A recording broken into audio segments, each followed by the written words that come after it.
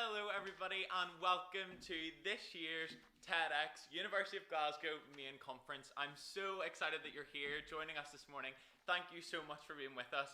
I know this is a little bit of a weird one this year. It's very strange, not what we're used to, but I hope you're either joining me from your bedroom, your kitchen, your bathroom, wherever you are. I hope you're enjoying it and having a good time. But I'm Bailey. It is absolutely lovely to be here. I'm so excited to be hosting this year's conference, and we have an absolutely fantastic lineup today. Loads of speakers, loads of stalls, lots of things for you to do. So yeah, I hope you're really excited. Just to let you know a little bit about myself. My name's Bailey. I can only apologise. I know you've come to the University of Glasgow TEDx conference, but I'm not actually from Glasgow. Sorry, if you want to sue me later. But it's really good to be here with you. I'm from Belfast originally. I'm a second year common law student at the University of Glasgow. And they've roped me into this conference, so it's going really well. But I'm really glad to be here and very excited to see what you guys are going to think of our conference today. So we do have a little comment section below on the website. So please do let me know where you are. Let me know what you're doing today, where you're coming from, who you're with, who's watching. It would be absolutely lovely to see. So folks, we were talking today about, how are we going to start the conference? What are we going to do? And I was thinking, do you know what? In these strange times, actually sometimes we just need a little bit of positivity. So I thought, let's have a think and see what good news stories there are from this week, what good news is happening in the world, to distract us a little bit from all the crazy things going on at the minute. So, just some things to fire at you. The UK this week will no longer be using bee-harming pesticides. So, we love the bees, we love to see it. Really good news. It means we have some amazing work being done to hopefully save our ecosystems and moving towards a little bit more consciousness about our climate. And that's really a really good piece of news. So look out for that. And obviously we love the bees, so make sure we're supporting our bees at all times.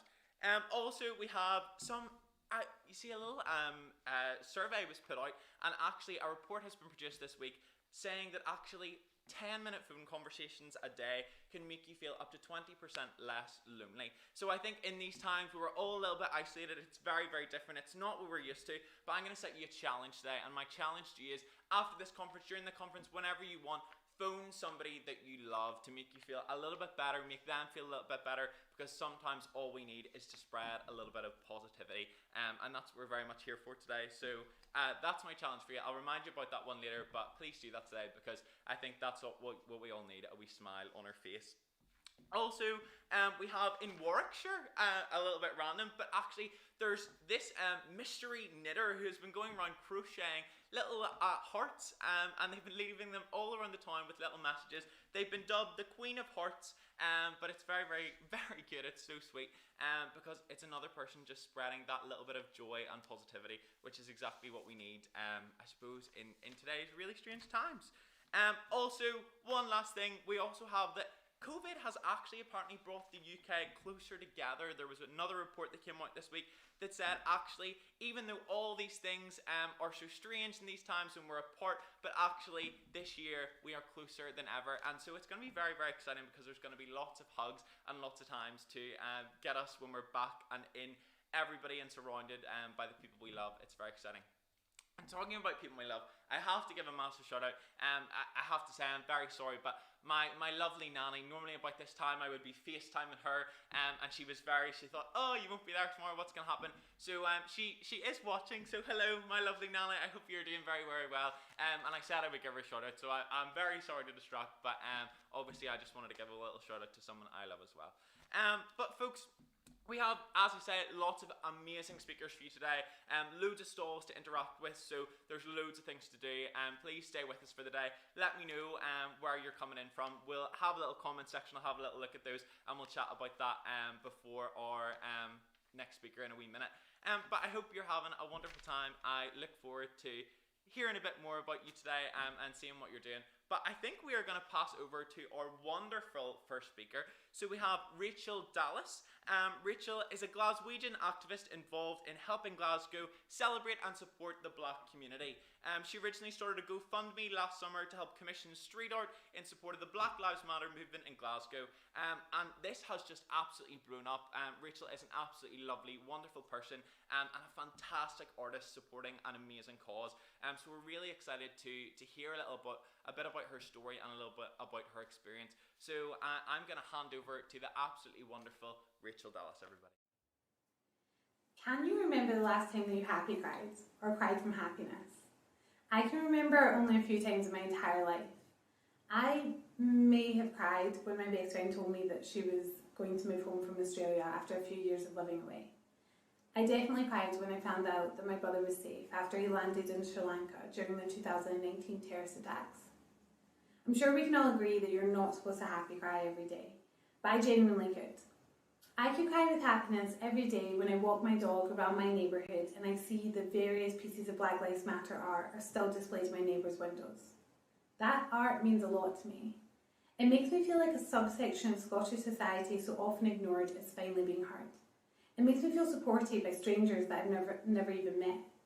It makes me feel optimistic about a future where Scotland is honest about racism in our own society. And it actually makes me feel safer. I have long considered art one of the greatest forms of communication, and I'm a big fan of the 1980s Black British art movement. In the last year, art has become my main form of protest, and in May 2020 I set up a GoFundMe for my first anti-racism art mural, in the hope that I could create more art that would make other people feel the same way that those window displays make me feel. For the next 10 minutes I'm going to tell you about the Glasgow South Anti-Racism Art Project, what I hope it can achieve, and I promise I'm not going to cry. So when I was young, I discovered that the world perceived me differently, and this changed how I perceived the world. It took me several more years, however, to understand that this reality is not openly accepted in Scottish society. What is such a real experience to myself and other Black Scottish citizens is often overlooked or downplayed or denied. It's true that Scotland's an amazing place to grow up. It is a friendly and welcoming country. But it's also true that we're not immune to racism. I feel like the pandemic, and unfortunately the brutal murder of George Floyd, has caused Scotland to self-reflect, the same as many other countries around the world. Millions of people have now raised their voices and continue to do so in response to the ongoing situation of racial injustice in the US. Thousands of people gathered in Glasgow Green alone to march in solidarity with the Black Lives Matter movement. These protests are a reflection of legitimate frustration after decades of failure to reform. However, racism is not new and is not limited to the US. Ibram X. Kendi, author of How to Be an Anti-Racist, says that the heartbeat of racism is denial, and the heartbeat of anti-racism is confession. I feel like Scotland might finally be ready to confess to our racist history. And the Black Curriculum Enterprise is reimagining an education where Black British history is finally taught honestly. However, there's no point in acknowledging the atrocities of the past if we're not willing to face the racism that's still abundant in Scottish society today. To many of you this may be surprising, because what we so often hear is Scotland is not racist, or Scotland is not racist in comparison to other countries like the US or even England. There is a perception that Scotland is no longer racist as if we ever admitted that we were, when in reality the statistics indicate that Scotland is failing to meet its legal obligation to deliver racial equality. The UN observed that persons of African and Caribbean descent in the UK face institutional racism in areas such as health, employment, education, stop and search practices and the criminal justice system. We make up only 3% of the population but 8% of the deaths in custody. Black women are 5 times more likely to die during and after pregnancy than white women. Black men are 4.2 times more likely and black women 4.3 times more likely to die of coronavirus than white men and women. These are people, not numbers, and what makes it worse is this consistent farce that this has nothing to do with their skin colour. It's time to admit that the outcomes of racism in Scotland, although more subtle than a knee on your neck or a bullet in your back, are just as significant. It's time to admit that Scotland is not racist. And we need to acknowledge that racism is experienced on a spectrum, and that spectrum dictates that the darker your skin colour, the greater your disadvantage.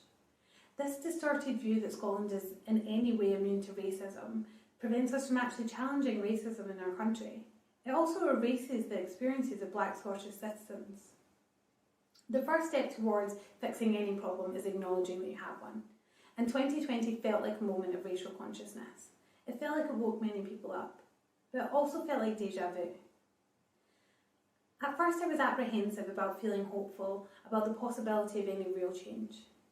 I imagined that this may be like after the murder of Stephen Lawrence, when everyone in the UK seemed to publicly acknowledge that we had a problem, but then the news cycle moved on and so did the focus. And this is not the first time that art has been used to reflect the experience of marginalised groups in the UK society. The 1989 exhibition entitled The Other Story was used to reflect Britain's colonial past and racism in our society. However, I did feel like the Black Lives Matter signs, physically in people's homes, reflected a willingness to acknowledge racism in our society and take ownership of it that I had not previously encountered. So I wanted to take the feeling of hope that I feel when I see those Black Lives Matter signs, and I wanted to amplify it. The response to the GoFundMe was overwhelming. It was uplifting to see how many people wanted to be involved in the project. I received more funding than I needed for my initial idea, and as a result I was able to fund several murals around Glasgow South. The purpose of the project is to acknowledge racism in Scottish society and therefore the Black Scottish experience, but it's also to increase visibility and representation of Black people in Glasgow.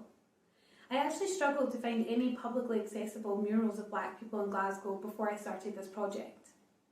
I also hope that these murals will encourage real conversation about race and racism in Scotland. Maya Angelou said that history, despite its retching pain, cannot be unlived, but if faced with courage, need not be lived again. I hope that these murals will be a reminder of our past and how it may be impacting our present.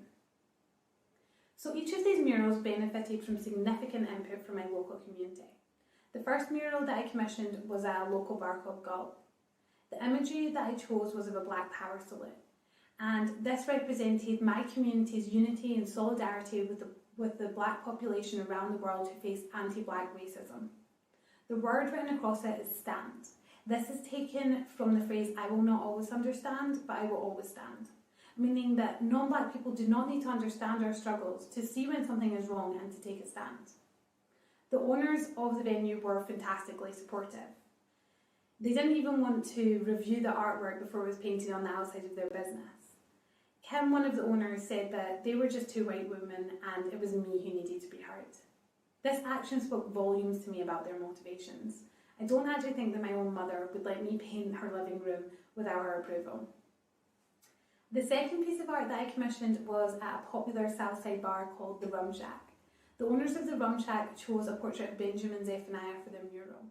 I had actually previously not been introduced to Zephaniah, so that was the venue's gift to me. Benjamin Zephaniah is a Black, British, Jamaican political poet, playwright, novelist, musician and more. His powerful and honest writing portrays the underlying seriousness of the experience of being Black and the reality of racism in Britain. There's a lot more going on in this mural than immediately meets the eye. Zephaniah is studying the world in his hand and he's accompanied by the Glasgow Jamaica Street sign, which is named after a Scottish-owned slave plantation. The background art is influenced by some album art taken from A Tribe Called Quest. This mural, of course, does reflect Scotland's significant role in the transatlantic slave trade, but it's also a celebration of Black success, and it combats the stereotype that a Black man can only be successful in one way or in another way. Zephaniah is the perfect example of the multitude of skills that one man can hold. This mural may be my favourite mural to date because it reminds me of a Trojan horse. It's so beautifully painted by the talented artist King Listy that it's just a fantastic piece of art by itself, but it's also hidden as a difficult conversation in disguise. I also commissioned a piece of art with the Govan Hill Community Trust. This is located in one of Glasgow's most diverse areas, and it incorporates drawings taken from the Govan Hill Youth Club that they were actually drawing before I even approached them. The mural depicts a child drawing and it is accompanied by a quote from Ruby Bridges. Bridges says that racism is a grown-up disease and we should stop using our children to spread it. Bridges was the first black child to attend a previously all-white 1960s Louisiana school. She's also the subject of the 1964 Norman Rockwell painting, The Problem We All Live With. To me, this mural represents the importance of the younger generation in our fight against racism, and also the impact of racism on children. The last two murals that I commissioned were also in Sri Lanka, and they were used to celebrate the black cultural contribution to the sport of football. The first mural is of Andrew Watson, the world's first black international football player who also happened to be Scottish. Andrew Watson captained the Scottish team in a game against England in 1881 and won 6-1, which as of this day in 2021 is still a record home defeat against England. Another black football player wasn't chosen to play for the Scotland team for another 120 years. The other mural that I commissioned in that same lane is of Pelé, arguably the world's greatest footballer, or the greatest footballer who has ever lived. Together, to me, these murals represent the immeasurable legacy of black footballers to the sport, past, present and future.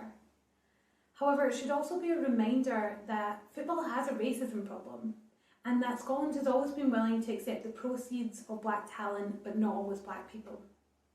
The experience of commissioning art in this location was mixed. The owner of the venue that we painted is a fierce ally of the Black Lives Matter movement, and several teachers contacted me to let me know that they were actually designing class plans around the little-known history of Andrew Watson as a result of seeing this mural. At the same time, members of the public actually vandalised this mural because they don't support Black Lives Matter. Now, of course, this is saddening to see for myself and the artist, and for everyone these murals are supposed to represent and support. But it's also an important reminder of the need for this work and the fact that we can't leave anyone behind.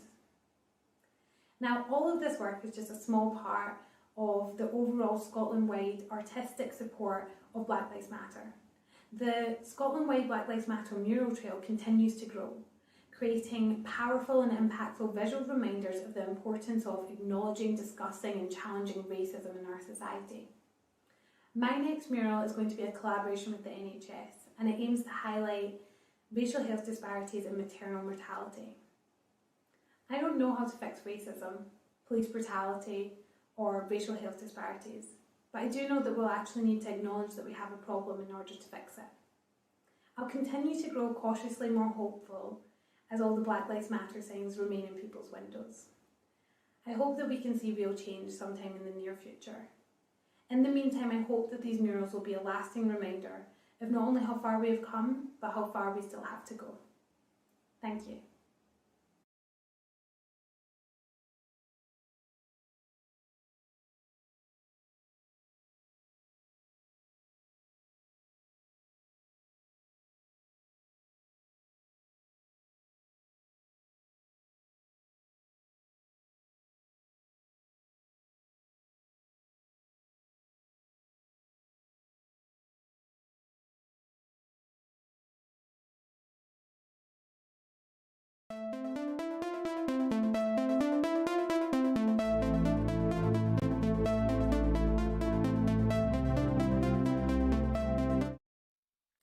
Amazing, absolutely inspiring. I think one of the most important messages that came out of that talk was Rachel said there, it's time to admit that Scotland is not racist. Such an important conversation that we need to have, such an important conversation and issue that affects people every single day. And I know there has been a little bit of momentum picking up around this conversation, but we need to keep going, as Rachel says. We need to keep talking, we need to keep tackling all of these issues. But absolutely amazing. If you want to see any of Rachel's artwork, please go to the south side of Glasgow. You will see it all over the place. It is absolutely brilliant. And keep supporting her. She is an amazing artist and an amazing individual. So thank you so much, Rachel. So a little bit of a change of pace now, guys. We are going to go to Tracy Phillips. So Tracy is a community activist, CEO and founder of Family Sentence, a charity set up to support prisoners' families. So Tracy has over 16 years experience with the Scottish Prison Service, and this inspired her to set up this amazing charity. So Tracy's talk will be about the injustices done to prisoners' families who are sharing her experiences, and she's going to talk about her experience as a single mother with 2 children whilst her partner was imprisoned. An absolutely amazing lady, and I can't wait to hear your thoughts on this talk. So see you in a bit. It's estimated that every person will experience 2 broken bones in their lifetime. Fractures are one of the most common reasons that you and I would visit A&E, because this is where we start the process of healing and we receive the support needed to become a functioning person again.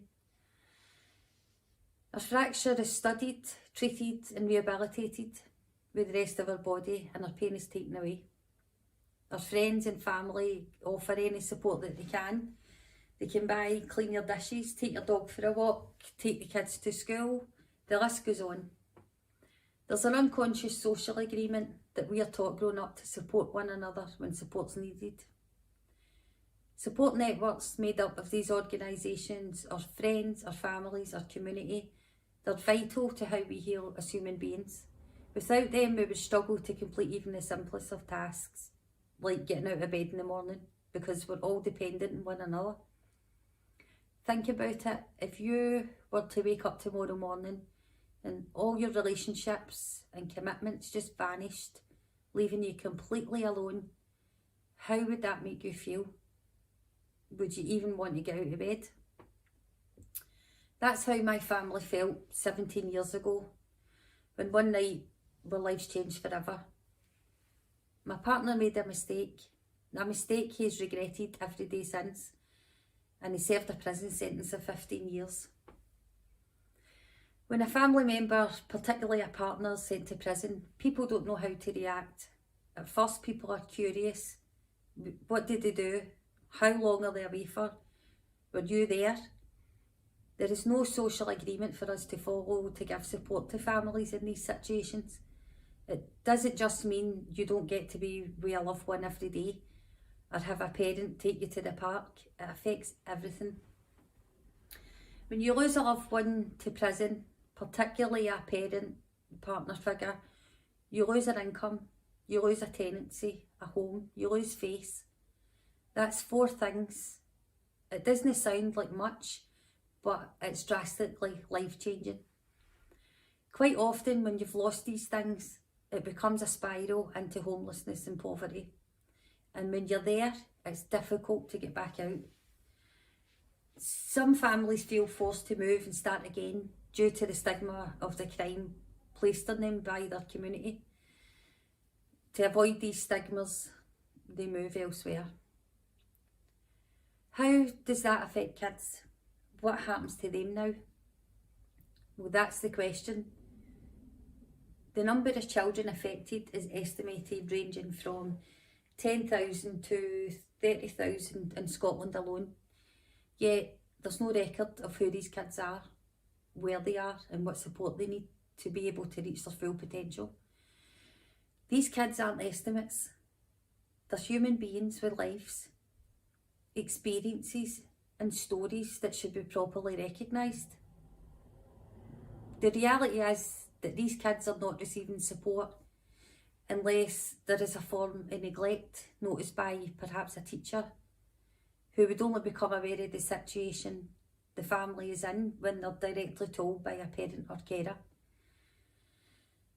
Quite often, the kids are told to keep the situation a secret out of shame, or perhaps are being told, like my son was, "Oh, Dad's working in the money factory." To which he hit back with, "Well, where's all the money then?" When you're keeping imprisonment of a loved one a secret out of shame, you and your kids can't receive the support that is needed, because the parent or guardian is trying to keep up the everything's fine persona to protect the kids from the shame that they feel. The Prison Reform Trust say the imprisonment of a parental figure is one of 10 adverse childhood experiences known to have significant negative impacts on children's long-term health and well-being, their school attainment and later life experiences. Research suggests a link between parental imprisonment and premature death. As most primary caregivers are women, the imprisonment of a mother is particularly devastating for children, affecting every aspect of life and generating a wide range of emotions, including trauma, shame and grief. Families and children experience a grieving process every time they leave their loved one behind after a visit. This is repeated week after week and quite often for very long periods of time. We feel guilty for leaving. We worry about the prisoner's mental health and what experiences they're having. We overthink the things that could happen to them in a prison environment. There's no guidance or support for these families to unwind and ground themselves after these visits to allow them to function properly in the outside world. Visits are designed to give the prisoner and the family a chance to stay connected, to be a family. But if you've spent 2 hours every week locked in a room being watched by cameras and prison officers, you develop a conflict. You're reassured that you're not trusted. You're not here to see your loved one, but you perhaps have ulterior motives such as supplying drugs. This affects our kids well into adulthood. After years of being watched, scrutinised by the prison system, judged and controlled, our kids develop a deep distrust with their relationship with authority figures and cameras. They can develop mental health issues, trust issues, suffer from body dysmorphia as a result, and they learn to scan and dissect a room to make sure that they can be safe and comfortable. So where is the support to get over this? Where is the help for the kid? This needs to be addressed, and support for our families needs to be offered at the start of a sentence. There's almost no information or support available to these families. In Scotland, there are very few organisations that can empathise with families. They're not part of a recognised group with their own vulnerabilities and needs. In my experience, when I've attempted to find support for me and my kids, it's been denied because I don't have any pre-existing health or addiction issues such as alcoholism, drug dependency or severe mental health conditions. So I found myself trying to prove that me and my kids do need help, and we were actually suffering. Just because we looked fine, it didn't mean to say that we weren't struggling.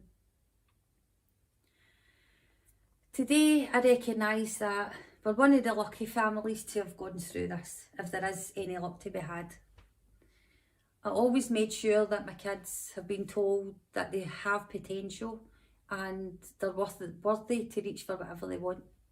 Our experience with prison doesn't define us or who we want to be, which sadly it's not the case for most families out there, because they go under the radar. They become just another statistic and their potential is overlooked. They can't get the support they need, or they're just not vulnerable enough to receive that support, which would give them the safety net that they need to have the confidence to nurture their full potential. Everyone has potential, no matter who they are or what they want to be. Everyone has it. Who are we as a society to say that just because you're at a different level of vulnerability, that you aren't accessible to what is needed to help you reach it? The cycle of criminality often continues through the child or young person. So it's about providing that safety net where people are comfortable enough to speak about their experiences. It's about providing support on a level that other vulnerable people have access to, and the crime that you haven't committed is no longer hanging over your head for the rest of your life and being used to define us as people and limit our potentials. We're not defined by this one experience. We're simply waiting for our fractures to be recognised and treated. It's not our crime, it's still our sentence. Thank you.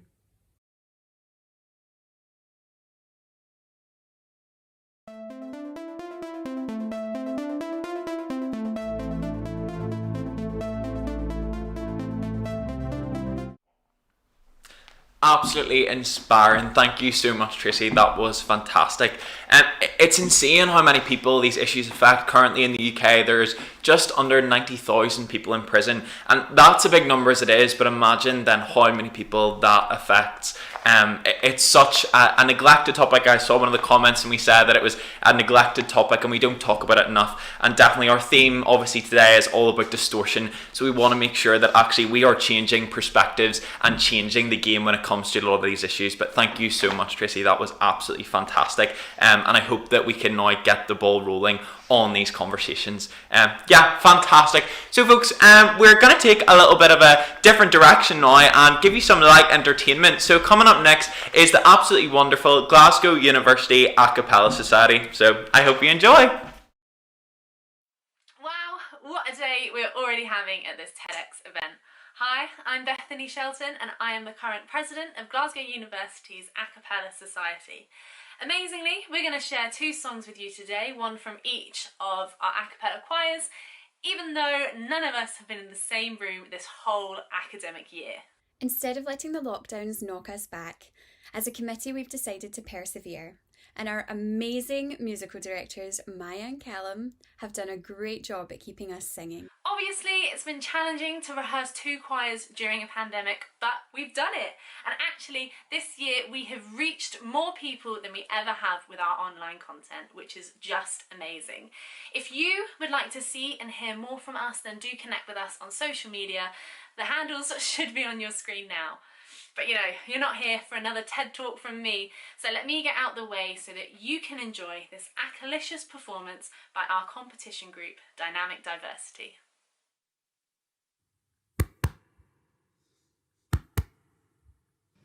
I was following the eye, was following the eye, was following the eye, was following the eye, was following the eye, was following the eye, was following the eye, was following the eye, was following the pack, all swallowed in their coats, with scarves of red tied round their throats, to keep their little heads from falling in the snow. And I turned round and there you go, and Michael you would fall, and turn the white snow red as strawberries in the summertime.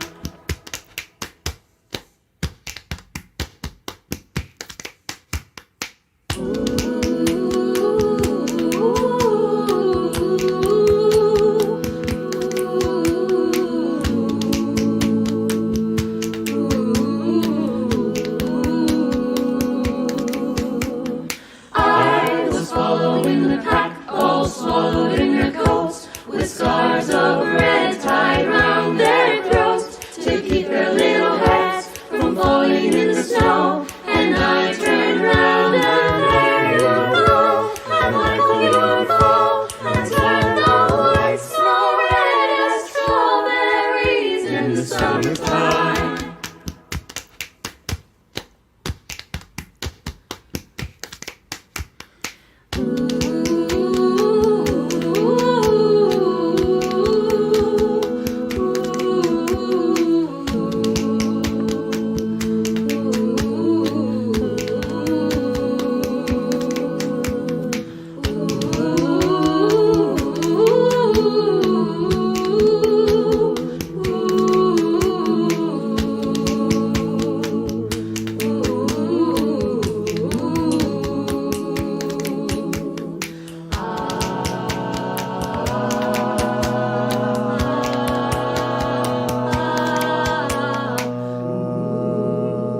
I was following in the pack, all swallowed in their coats, with scarves of red tied round their throats, to keep their little heads from falling in the snow. And I turned round and there you go, and Michael you would fall, and turn the white snow red as strawberries in the summertime.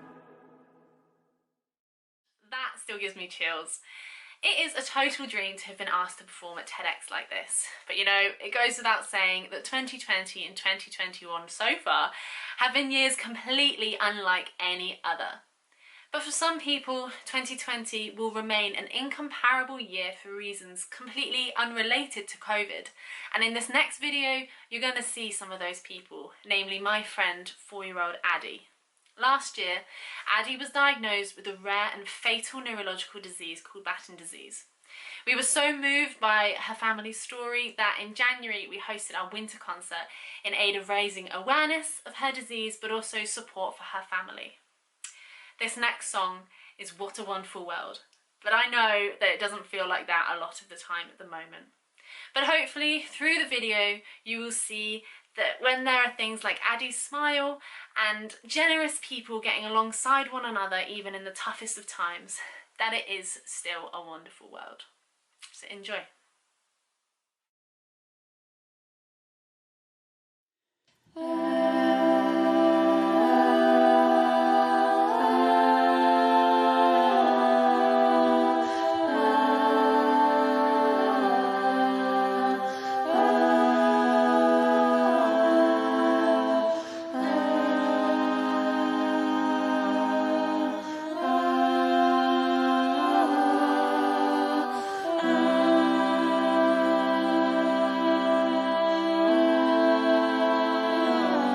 I see trees of green, red roses too. I see them blue for me and you, and I think to myself, what a wonderful world.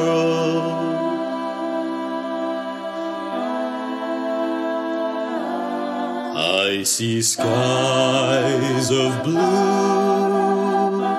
and clouds of white, the bright blessed day, the dark sacred night, and I think to myself, what a wonderful world.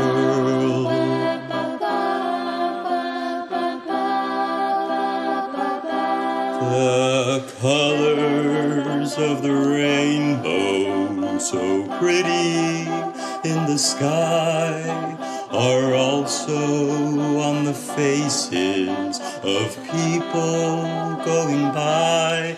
I see friends shaking hands, saying, how do you do?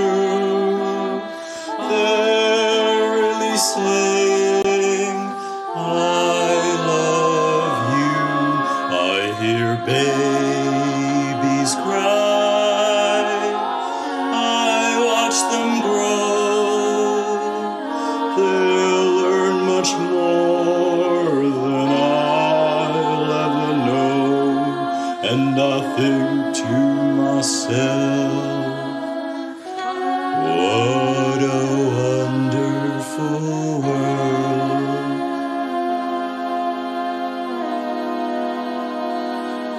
Yes, I think to myself, what a wonderful world.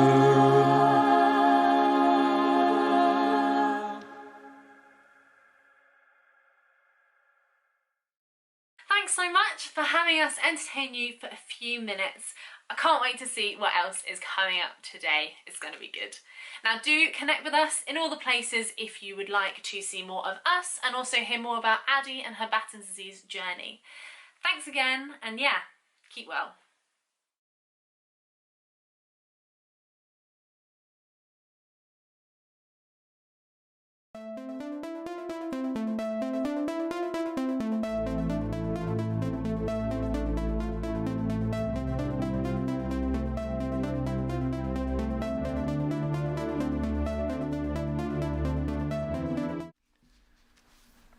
Hello folks, I hope you enjoyed that absolutely brilliant performance, and Addie, we are sending you all of our love.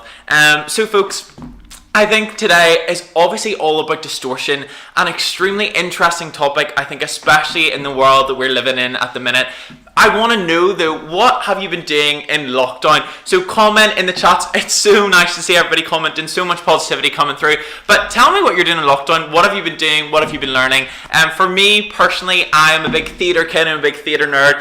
So I've been working on lots of online shows, and it's very, very strange in this format, but it's been so much fun and such a good way to connect with people and enjoy people's company in these strange times. And as well, as I said earlier on, my lovely little nanny, I FaceTime her all the time, but it was her 90th birthday before Christmas there, and obviously a very, very strange time, but we had a lovely little family gathering outside my auntie's garden, and she sat like the queen of her castle in the little shed outside. It was very nice. We had, don't worry, we didn't just stick her in a shed, weren't that mean, no, we had nice bunting up and all those things, so it was all good, but it was good, really, really good fun. But let me know what you're doing to connect with people, what you're learning. I know loads of people are taking up art, I know loads of people are writing poetry and doing lots of creative things, and also I'm sure you're watching lots and lots of TED Talks as well. So interesting, there's so many, and hopefully you're enjoying ours today. But I also want to know what you think about when you think of distortion. Obviously distortion is such an interesting term,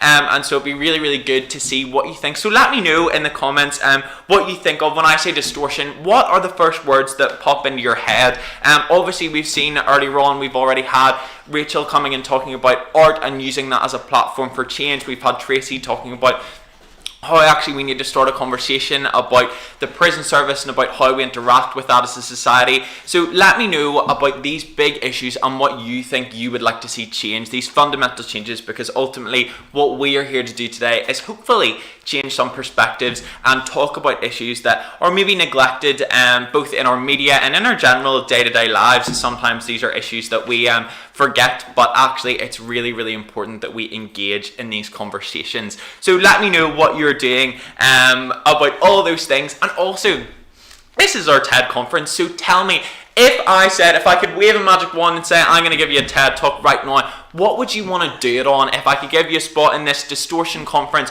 what do you think you'd like to see? What would you like to talk about?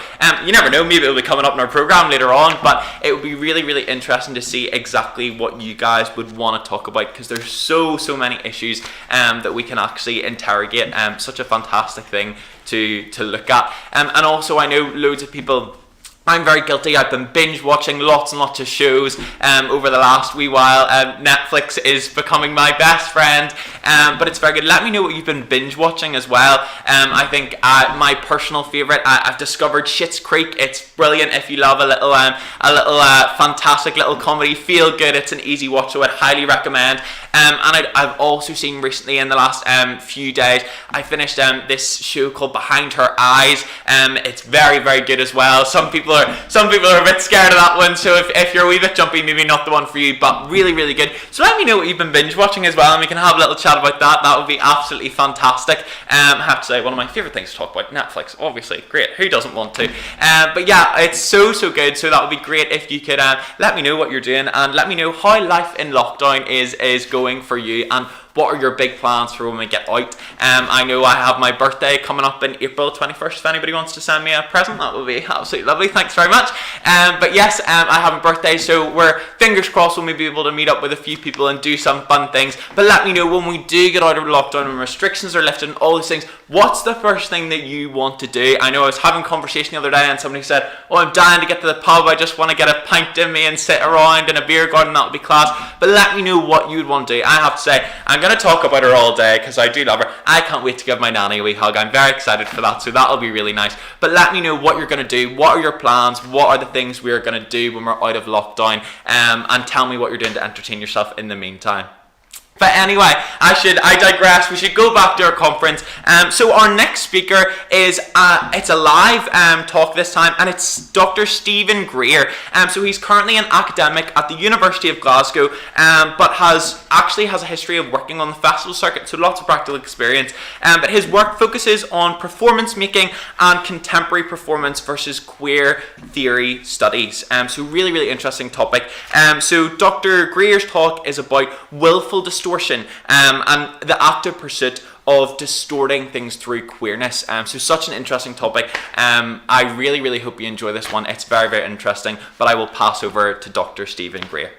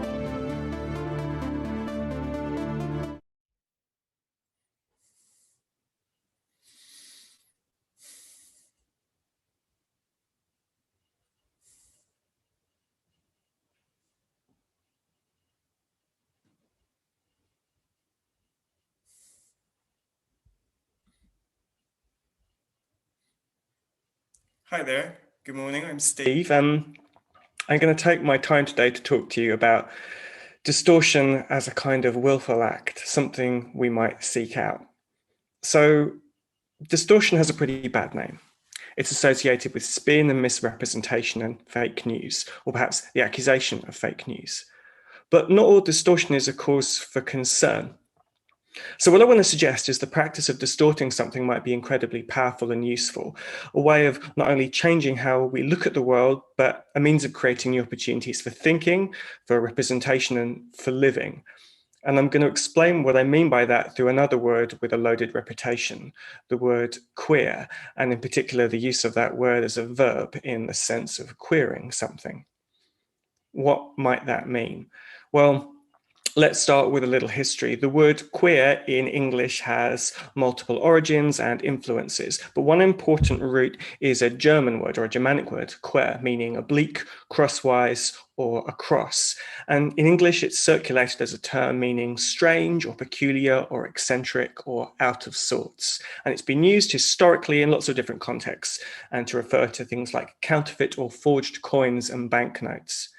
And you might be familiar with the slightly archaic phrase queering the pitch, which means to spoil a game or to put something out of order. And then, of course, we have the use of the word queer to refer to people. First, to describe eccentricity or questionable character, and then as a more straightforward insult or term of abuse, and perhaps more sharply as a derogatory way of referring to non-heterosexual people, or to people whose gender or sexual identity and its presentation doesn't match up with someone else's sense of what counts as normal. And then more recently, again, we've got the use of the word queer as an affirmation, a reappropriation of that insult, a way of describing oneself with confidence and pride, which is aligned with a field of queer activism and queer studies that's interested in exploring and challenging traditional ideas of gender and sexuality. Now, at this point, it's important to remember how words tend to retain the force or ghost of their earlier usages. Though some academics and some activists might use the word affirmatively, it's still a term that can be used to harass or intimidate, especially if it's shouted at you across the street. Once, someone said the word queer to me, sort of at me, into my face, when I was passing them on the street.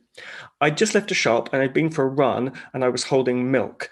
And it's unclear to me what it was about that milk shorts combo that seemed especially strange or flamboyant or out of place. But in truth, it doesn't really matter because I just know the person who spoke was trying to make me feel uncomfortable, was trying to make me feel defensive, was trying to harass me. So I've told that story before in classrooms and other spaces when thinking about the politics of visibility and how what is recognized as different and on what terms and with what consequences. But one of the ways I've retold that story about someone trying to harass me in a really tiny way on the street is by deliberately misunderstanding the nature of that exchange. Perhaps it was an offer rather than a claim. I say, queer, ? To which one might reply, yes, please, I will take some more. Or perhaps, no, I think I have enough right now.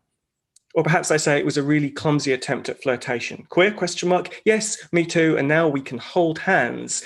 But there's one other sense of queer here that's more important than that.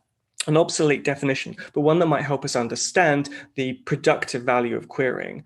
And this is the understanding of queer as borrowed from French and Latin, where to queer means to inquire or to question. And that brings me to our understanding of queering as a kind of deliberate act of distortion, a way of reading against the grain of meaning in a given situation in a way that might produce new knowledge of the world and new possibilities for being in the world. What I'm describing here is a kind of cultural practice, a way of spinning given representations or situations to either reveal their assumptions or to force them to signify and mean differently. In its simplest form, this practice has sometimes involved artists taking stories, well-known stories, and rewriting their terms. So we might look, for example, at a range of different artists and film directors who have sought to queer Shakespeare by changing the gender identities of particular characters in a manner that reframes or challenges conventional or at least dominant understandings of the narratives and relationships which are depicted in Shakespeare's plays. More specifically, we could look at the work of the long-running company Split Britches, founded in 1980 by Lois Weaver, Peggy Shaw, and Deb Margolin. Now, one of their most famous pieces of work is a show called Belle Reprieve, made with the legendary queer collective Blue Lips. And this is a work which reinvents Tennessee Williams' Streetcar Named Desire. It does this in part by showing us how the conventions of gender and sexuality are composed and put to work in that original play and in its later film adaptations. The character list at the start of the play, or the published version of the play, tells us how this game is going to work. Stanley, played by Peggy Shaw, is listed as a butch lesbian, and Stella, played by Lois Weaver, is going to be a woman disguised as a woman. Sometimes queering can also involve taking seriously what already exists in a text of a well-known story, and changing or recontextualizing elements so that we understand its possibilities in a different way. Consider Joan, a retelling of the story of Joan of Arc, written by Leo Skilbeck and performed by the drag king champion Lucy Jane Parkinson. At the start of that show, passing as a man is sort of a survival strategy for someone who doesn't fit into the binary categories for gender, male and female. But as the show continues, we realize that passing isn't really the right frame, and that maybe what's at stake here is a way of claiming and insisting upon a space and a place in the world that otherwise wouldn't exist. Now, no spoilers here, but the story of Joan of Arc doesn't end very well for Joan of Arc. And even so, these works and others like them are laced with laughter and pleasure and joy in the act of making room for yourself and perhaps others like you in a story that had left you out or rendered you unimaginable. The kind of cultural practice I'm describing here is often focused on gender and sexuality, but it has a more expansive potential horizon. Drawing on the work of disabilities and queer theorist Robert McCruer, there's a performance scholar, Carrie Scandal, who suggests that we might approach the term crip in a similar manner to how we understand the word queer, that is, as an insult that might be reappropriated, recontextualized. So Sandel suggests or talks about how cripping might be an artistic and political practice which spins mainstream representations to reveal their able-bodied assumptions and the exclusionary effects of those assumptions. For a sense of that approach, we might look at the award-winning musical My Left Right Foot by theatre maker and performance artist Robert Softley, the artistic director of Birds of Paradise, a disability-led theatre company based here in Glasgow. So this is a wickedly funny show which imagines a local amateur dramatic society under pressure to comply with what they think is the equalities agenda. And it follows their decision to create a show based on the Oscar-winning film My Left Foot, even though the company doesn't have any disabled performers. Now, Softley has pointed out that the reception of that original film has focused on Daniel Day-Lewis's performance as a non-disabled actor, rather than the story of Christy Brown as a person with cerebral palsy, on whose life that work is based. So cutting against this dynamic, My Left Right Foot takes the original material as raw material for a show which questions how disability and the lives of people with disabilities are represented or made part of the conversation about their representation. So perhaps this is a work which crips and queers both the original film and calls attention to a mainstream culture that can still find it really difficult to hire and cast disabled performers for some reason, and all of that while being kind of ridiculously entertaining at the same time. What queering and cripping might have in common then is a kind of attempt to expose and challenge the normative standards which shape our lives. One thing to keep in mind, though, is that our sense of something being distorted might still depend on an understanding of an original or even correct form. To call something distorted, even willfully, even critically, might be heard as an insult. It might still work that way. And when I tell you my milk story, you might want to pay really close attention to how a person like me resembles a whole series of things that are commonly assumed to be normal, quote unquote. So to be really clear, when I invoke a little fragment of my own life experience to make this talk hopefully a tiny bit more engaging, let's not kid ourselves. I enjoy many, if not most, of the unknown privileges that go along with looking and sounding, well, like this. For other people, for gender non-conforming people, for trans folk and for queers of colour, to whose knowledge and experience this kind of thinking owes a deep debt, a practice of queering may be an urgent survival tactic. In the work of the queer scholar Jose Esteban Miñez, queerness is a possibility. It's always on the horizon. It's a space of future possibility that's needed because the present can be so toxic, so insolvent, and so dangerous for those excluded from the experiences of majority belonging and majority protection. A large part of the possible value of queering then is perhaps how our attention is being called to the operation of normative judgments and their implicit and arbitrary standards and the way in which they produce deeply uneven consequences. Queering perhaps pushes us to challenge and change those beliefs. But queering is also more than a critique. It's generative, it's creative, and it's even messy. And this 10 or so minute talk can't really do it justice. But it's that messiness. That's what points towards alternative ways of knowing and being in the world that might extend the range of lives which are livable. Grand, thank you. I'll stop there.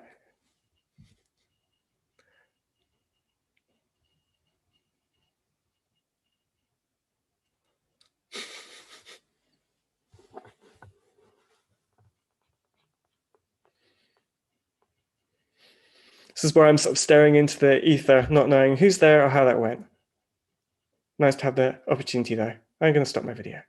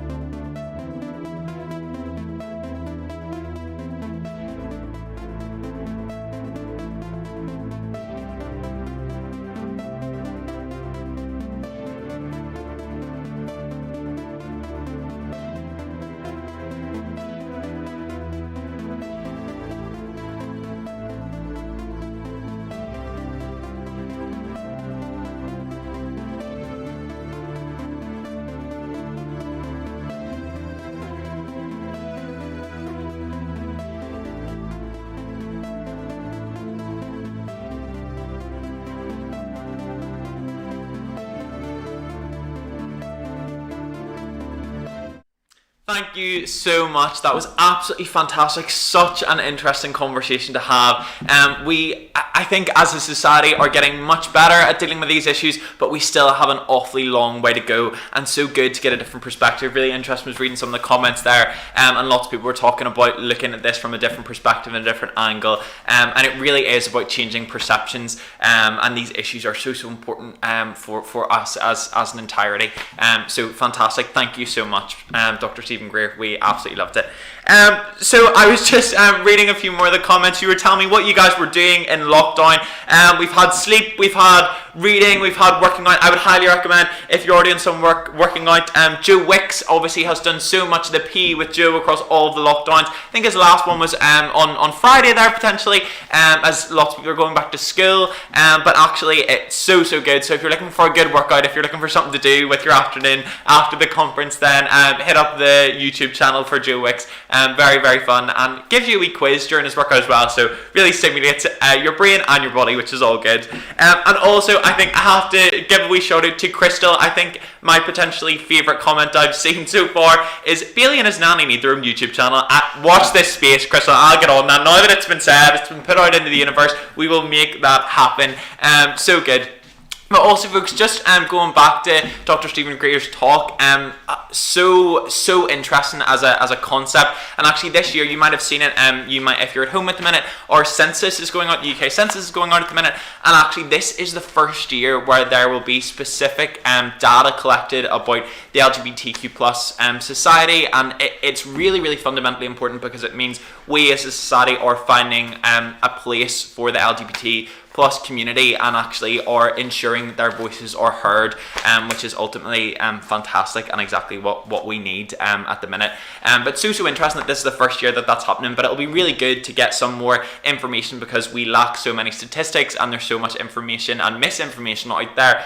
And so it's really, really good to see actually that now we're taking those steps forward. And also in September time, Scotland has now adopted into their education policy that there will be LGBT plus education going into primary schools, which is fantastic. So much about everything that we're talking about today is just about educating ourselves. There's so many issues, and it's so good that you're here because you're actually doing it. You're actively educating yourself. But it's so important that we produce that and expand that even further so that actually the rest of society are informed on these issues, and we do want to engage with these conversations, and we want to make sure that we are living in the most inclusive and best place to be. And also a recommendation, just going on from our little kind of TV chats earlier on, I watched recently when I was back at home, actually, it was It's a Sin. It's on Channel 4, absolutely brilliant, so good if you are interested in kind of issues involving LGBTQ people. Obviously it's all about the AIDS epidemic, but it's a very, very interesting take on everything that happened, and it's strikingly scary in terms of the amount of misinformation that was put out at that time, and also to lots of the misinformation that we see today. So an absolutely fantastic thing to go and watch if that's something you're interested in. Would highly recommend. And also Russell T Davies, he is the writer, if you're a Doctor Who fan, he's written an awful lot of Doctor Who as well. But really interesting, a lot of his work. I was reading something earlier in the week, and actually a lot of what his writing has done is actually implemented lots of sexually fluid, gender non-binary characters into the world of Doctor Who as well. So it's really interesting that from one kind of writer can actually open this gate of representation in lots of our media, which is exactly what we need right now.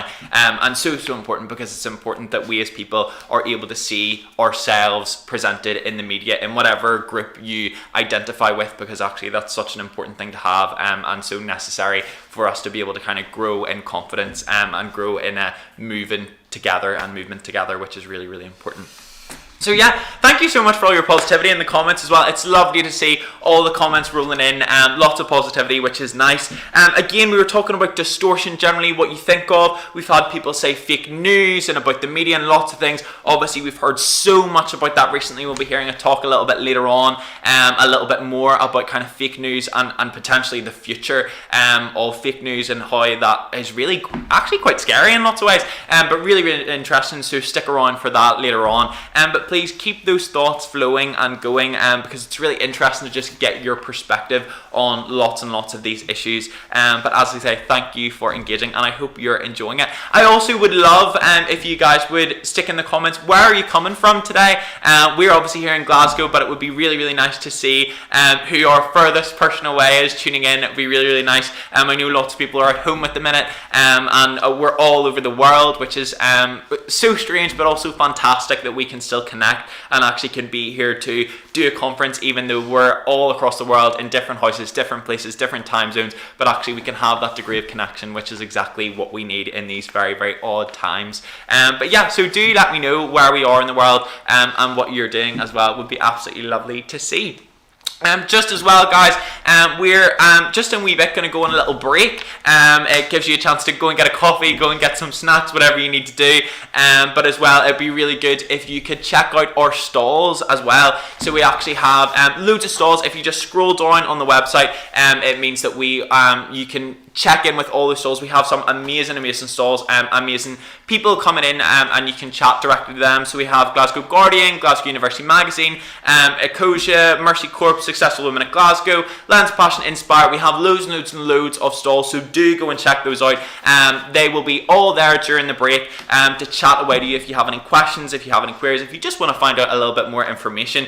Go and chat to them. They are the people to chat to. So many interesting opportunities there, and lots of things we can do both in lockdown and also opportunities that we can have after lockdown as well, would be absolutely fantastic. So do check those out. But yeah, let me know what you're thinking about the conference so far. Let me know what you've enjoyed, what you're really interested in, and let me know what you're looking forward to as well. I hope some of the issues that we've talked about today have already sparked some ideas in your brain, because ultimately, as I've said about 1,000,000 times already today, we're here to change perspectives and share ideas, and ultimately that is exactly what we want to see. So please do keep the comments flowing. Let us know what you're doing and what you're thinking, and we will chat to you a little bit. And make sure you check out those stalls. But we will chat to you in a bit and enjoy a break. We'll see you again at 25 past. See you in a bit.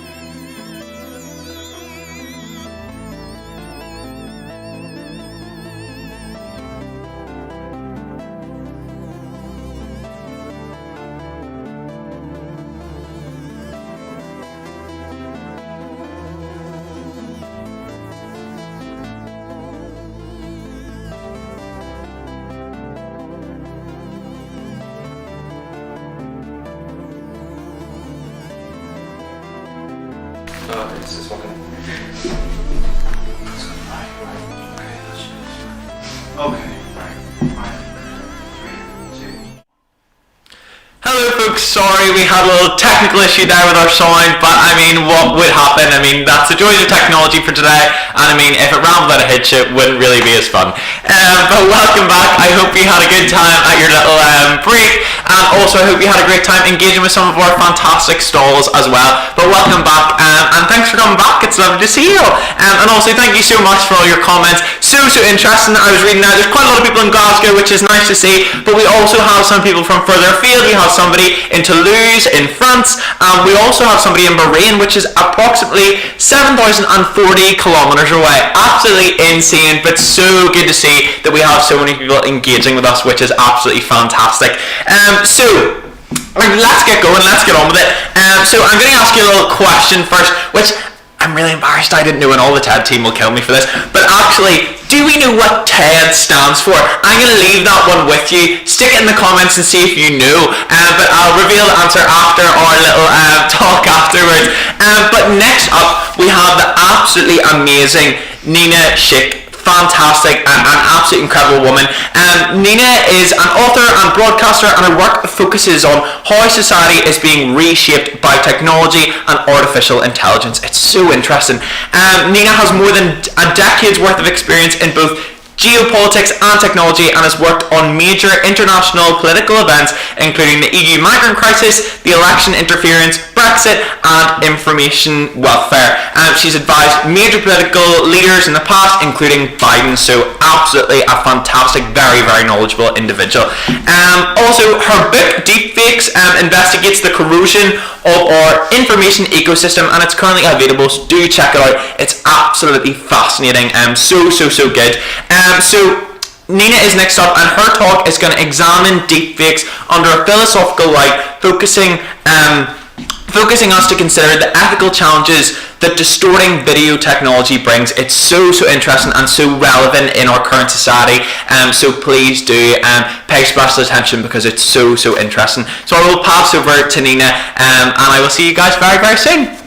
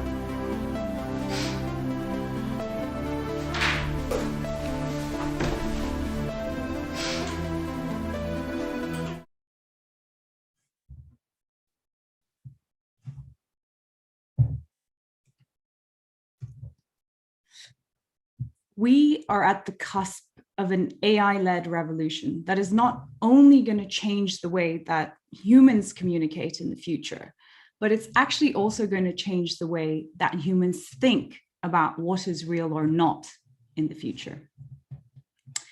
This AI revolution starts with something that is more commonly known as a deep fake, and you might have already heard the word.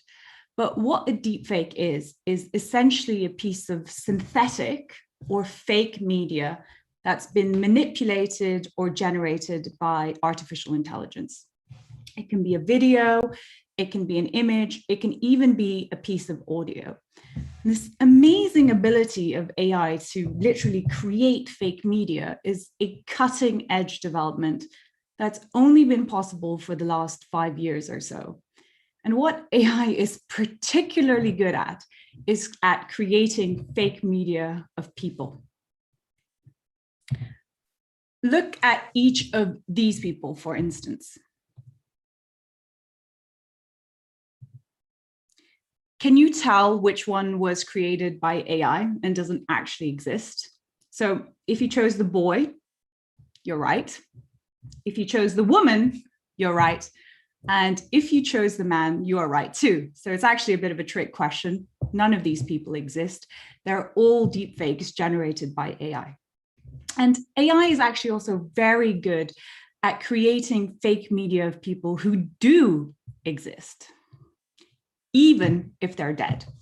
So here's the legend, the artist, Salvador Dali. He's been dead for over 30 years, but there's something he wants to say to you about death today. But there is one thing that makes me different. I do not believe in my death. Do you?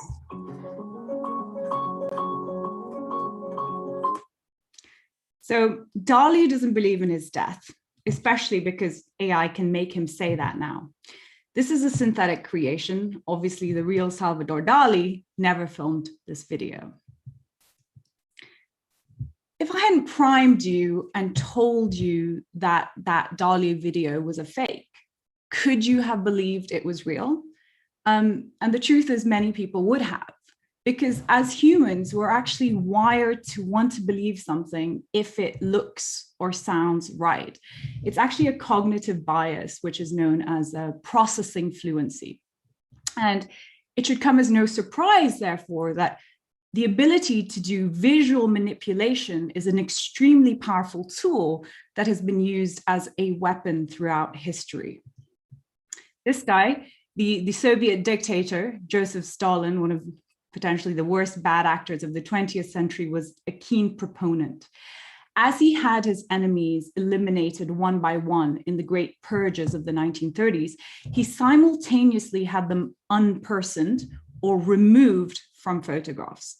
But it was very difficult to do in those days. It took days of labor by an especially skilled craftsperson. But now, modern technology is making media manipulation easier, cheaper, and more accessible. First, there was Photoshop, then came photo editing smartphone apps, then was Instagram filters for video, and now we have deepfakes. Here's a deepfake that's gone viral recently. It's of Tom Cruise and it's from TikTok. It's made headlines all across the world because it is so good. And this wasn't made by a Hollywood studio. This was made by one deepfake artist. Hey, listen up, sports and TikTok fans. If you like what you're seeing, just wait till what's coming next.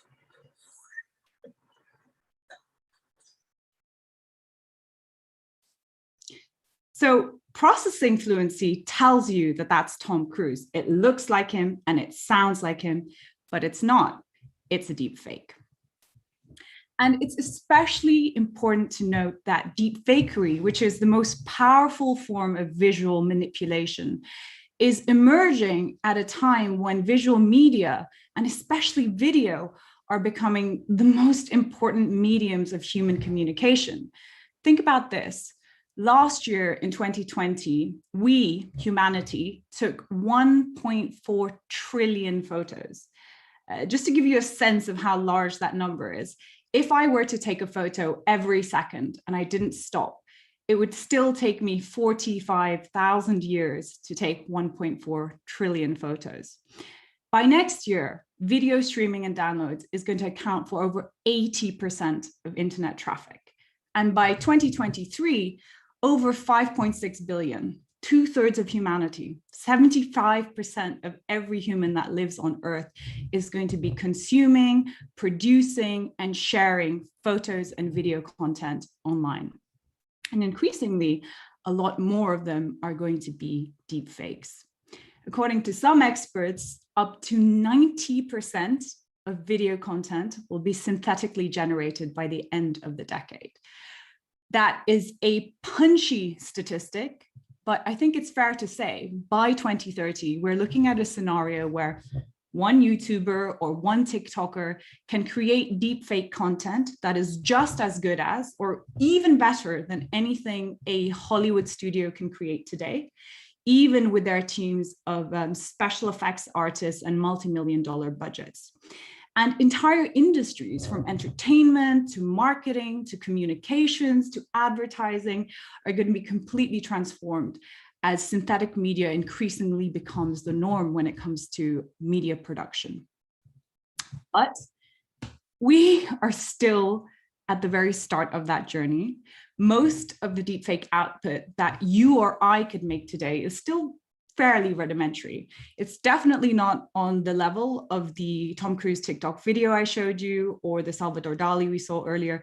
It's more like this deepfake, which I made of myself singing Edith Piaf's Je ne regrette rien. Non, rien de rien. Non, je ne regrette rien. So it's definitely not as good as Tom Cruise or Dali, but actually it's still really impressive, especially when you consider that it took me 2 seconds to make this. I did it on my smartphone by uploading a single still image of myself into a deepfake app, and I actually got it for free. So while there are still barriers to creation when it comes to deepfakes, the direction of travel is clear, but they are coming down, and this technology is increasingly going to become accessible to everyone. So to my mind, there is no doubt we are at the start of an AI-led paradigm change, and I say with full confidence that the future is synthetic. Now, that synthetic future is very exciting. As I already mentioned, entire industries are going to be transformed. It's a boon for creativity. There's going to be many opportunities for investment. But as somebody who has a political background, it's obvious that that synthetic future holds risks too. Especially because if everything can be faked, then anything can be dismissed as fake, even if it's not. This is a phenomenon that's known as the liar's dividend, and we're actually already beginning to see it at play. More and more commonly, authentic media and authentic video, which used to be seen as almost a perception of, as an extension of your own perception, is more commonly being decried as deep fake. Take, for example, the George Floyd death video. It was so visceral that it united millions of people together in protest, right? Not only in the United States, but across the world. But even I was surprised at how quickly that video was dismissed by a deep fake, and by a really unlikely candidate too. Dr. Winnie Hartstrong is a PhD holding African-American woman who is standing to be elected to the US House of Representatives, who released earlier last year a 24-page report into why the entire George Floyd video was a deepfake hoax. And she actually started an active public campaign to argue that it had never happened. So the synthetic future raises some profound philosophical questions about the future of humanity. Most importantly, if there is no way to distinguish between the authentic and the synthetic, and our future is increasingly going to become one where we're inundated with synthetic media, just as visual media is becoming the most important medium of human communication, then how are we going to know what's real? We're entering an era of profound technology-led change, and we will arguably experience more change in a single lifetime than the entirety of humanity that's come before us.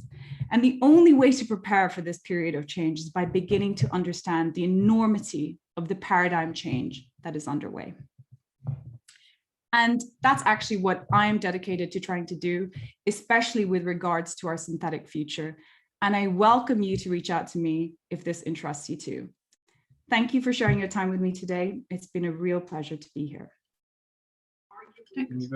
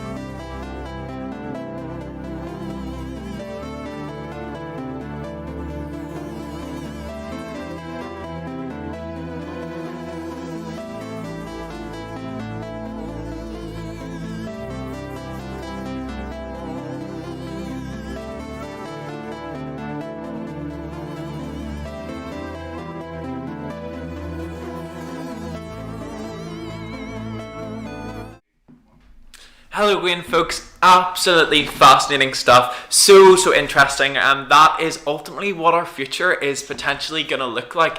And so it's really interesting to see how that has affected the past, is influenced our present, and also what it might look like in the future. Do check out that Tom Cruise video again on TikTok. I know there's a few out there. So if you are on TikTok, which I'm sure many of you are, do check it out because it is so fascinating. And also a little bit scary. So I suppose Nina is very right when she says we have to be very careful about this type of technology, because it does have the power to completely change the face of our future. But extremely interesting. If you are interested and do want to find out more, Nina's book Deepfakes is out.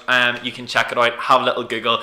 It'll be there. It's absolutely fascinating. So do check it out. But up next, we have some light relief for you. We have a little bit of magic. We're taking you to the world of Harry Potter and Hogwarts. But actually, we have a wonderful magician called Thomas Dixon. He has 13 years of experience of being a magician, but is absolutely brilliant. So interesting. And actually studies as an engineer before pursuing his passion and becoming a magician. But is so interesting. And obviously, this environment is so different online, but so good and so engaging, and we're very excited to see some magic. So let's get going, and I will pass over to our wonderful magician, Thomas Dixon.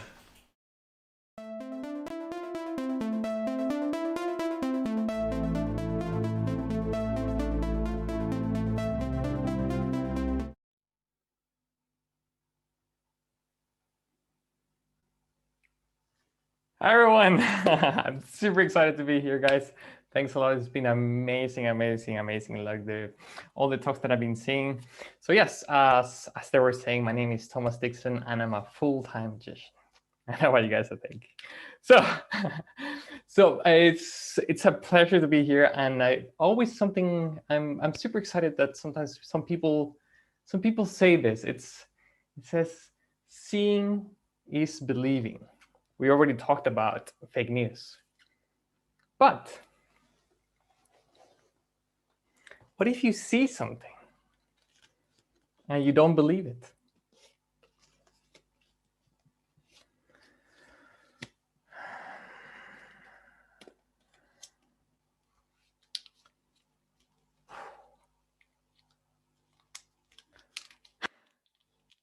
Looks pretty much like a 20-pound note. I know. Look, you can even see the actual queen there. But I know it's very much looks like real, feels real. You can even hear the sound. But you know, guys, well, money, it's not real, well, especially this one. It's almost like an illusion. It doesn't last very long. Because if I'll do it one more time, I'll do it very slowly. You see, completely melts away very slowly. And thank you, guys. Thank you. Now, also going to invite you for you also to participate at home. So for this, it's very important for you guys to, if you have a piece of paper with you, like a big piece of paper with you, and if you bring a piece of paper, I'm gonna also invite you to rip it in 4 pieces like this, small pieces like this. That's gonna be for later on the show. So we're gonna have pieces of paper like this, 4 of them, and a pen or pencil or Sharpie or anything that writes. Okay, so that's gonna be for later on the show. Now, something also very interesting. Well, we talked about fake news and also a lot of interesting things. Well, also what they say is it's what you see is what you get. But then your brain needs to do the job. So for example, let me show this. I'm gonna use 3 little pieces of rope. If you were here, I could give it to you, but we have a small one here. This is a kind of big size looking rope. And this is like medium size thing, right? This is what can you see and what you get. Now this is small. Oh, let's see. Yes, the small here. That's the, let me see. Oh, see, there you go now. Yes, small, medium, and then big. Now, if it only takes only 1 little second like this, and now you'll see, It looks like 1, 2, and 3 equal pieces of rope. I know this is the first one here. That's the second one here. And that's the third one here. They look very similar. I know sometimes it's too much to take in, but now let's do this. I'll take one of them. I'm just going to remove one. So we're going to use only these 2 here. So just like this. And it looks like only one single row, right? I know, look, let's do it this way. I'll take now the ends. I'll take the ends, I'll put them just here in my pocket.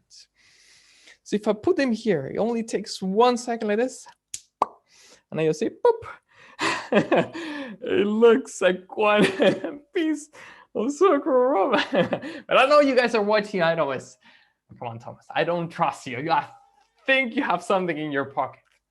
I know, maybe you're probably thinking, so yes, I do have something here. I have, in fact, let me show you the the ends. So we have the ends with no rope and the rope with no ends. So that's what you get, right? But let's try this one. Let's try this. I'll put it maybe somewhere there in the middle. Only one little blow, and it looks like one single rope. I know it's a bit crazy. Hey. Okay, I know you're watching very closely. I know you're paying attention and you're watching it like in slow motion almost. And maybe you're thinking, well, but no, Thomas, come on, it has to be something with the ends. I can see, especially this one, looks like maybe it has a little like little gnomes working over there. But guys, no, the problem is the center. So maybe we can take the center, right? So we can have our rope in the center. If that makes sense in some way. But let's try this. I'll put the center back like this. A little blow. And now we have, you see, just one rope and one center, right? Wait. You see, that's one end here, that's 2, that's 3, that's 4, and one center. One rope. Doesn't make much sense, right? Remember the very beginning we had, yes, 2 ropes for ends. Yes, that makes sense. Of course, Thomas. But remember the very, very beginning, we had 3 ropes. Yes, this one here. But they were a tiny bit different. But let's try this one. So if I'll take them here, just give it a little squeeze like this. And now you see, whoop, one more time. This is the small one here. That's the big one here. And this is the medium size rope. Thank you guys. Thank you. Hope you enjoyed this. Now I'm gonna share something with you guys as well. This is it's an experience, an odd feeling. It's a very, very odd feeling that you may or may not be familiar with. Have you guys experienced a deja vu? I can see a couple people here have experienced that. Okay, that's perfect. So now with that in mind, I know I have a few people here also like in the call here, but I'm just gonna ask just to unmute themselves. So you're also gonna just only hear the voice. So for example, Maria, can you help us a tiny bit? Yeah, of course. Okay, perfect. We can hear Maria over there. So and also everyone also paying attention to what's happening. We'll do it super slow. Don't worry about that. Okay. So we have over here 2 little coins. We have a silver coin here. Yeah. And a little copper coin there. Yeah. Okay. Now I will take one of them. I'll take, for example, the silver one.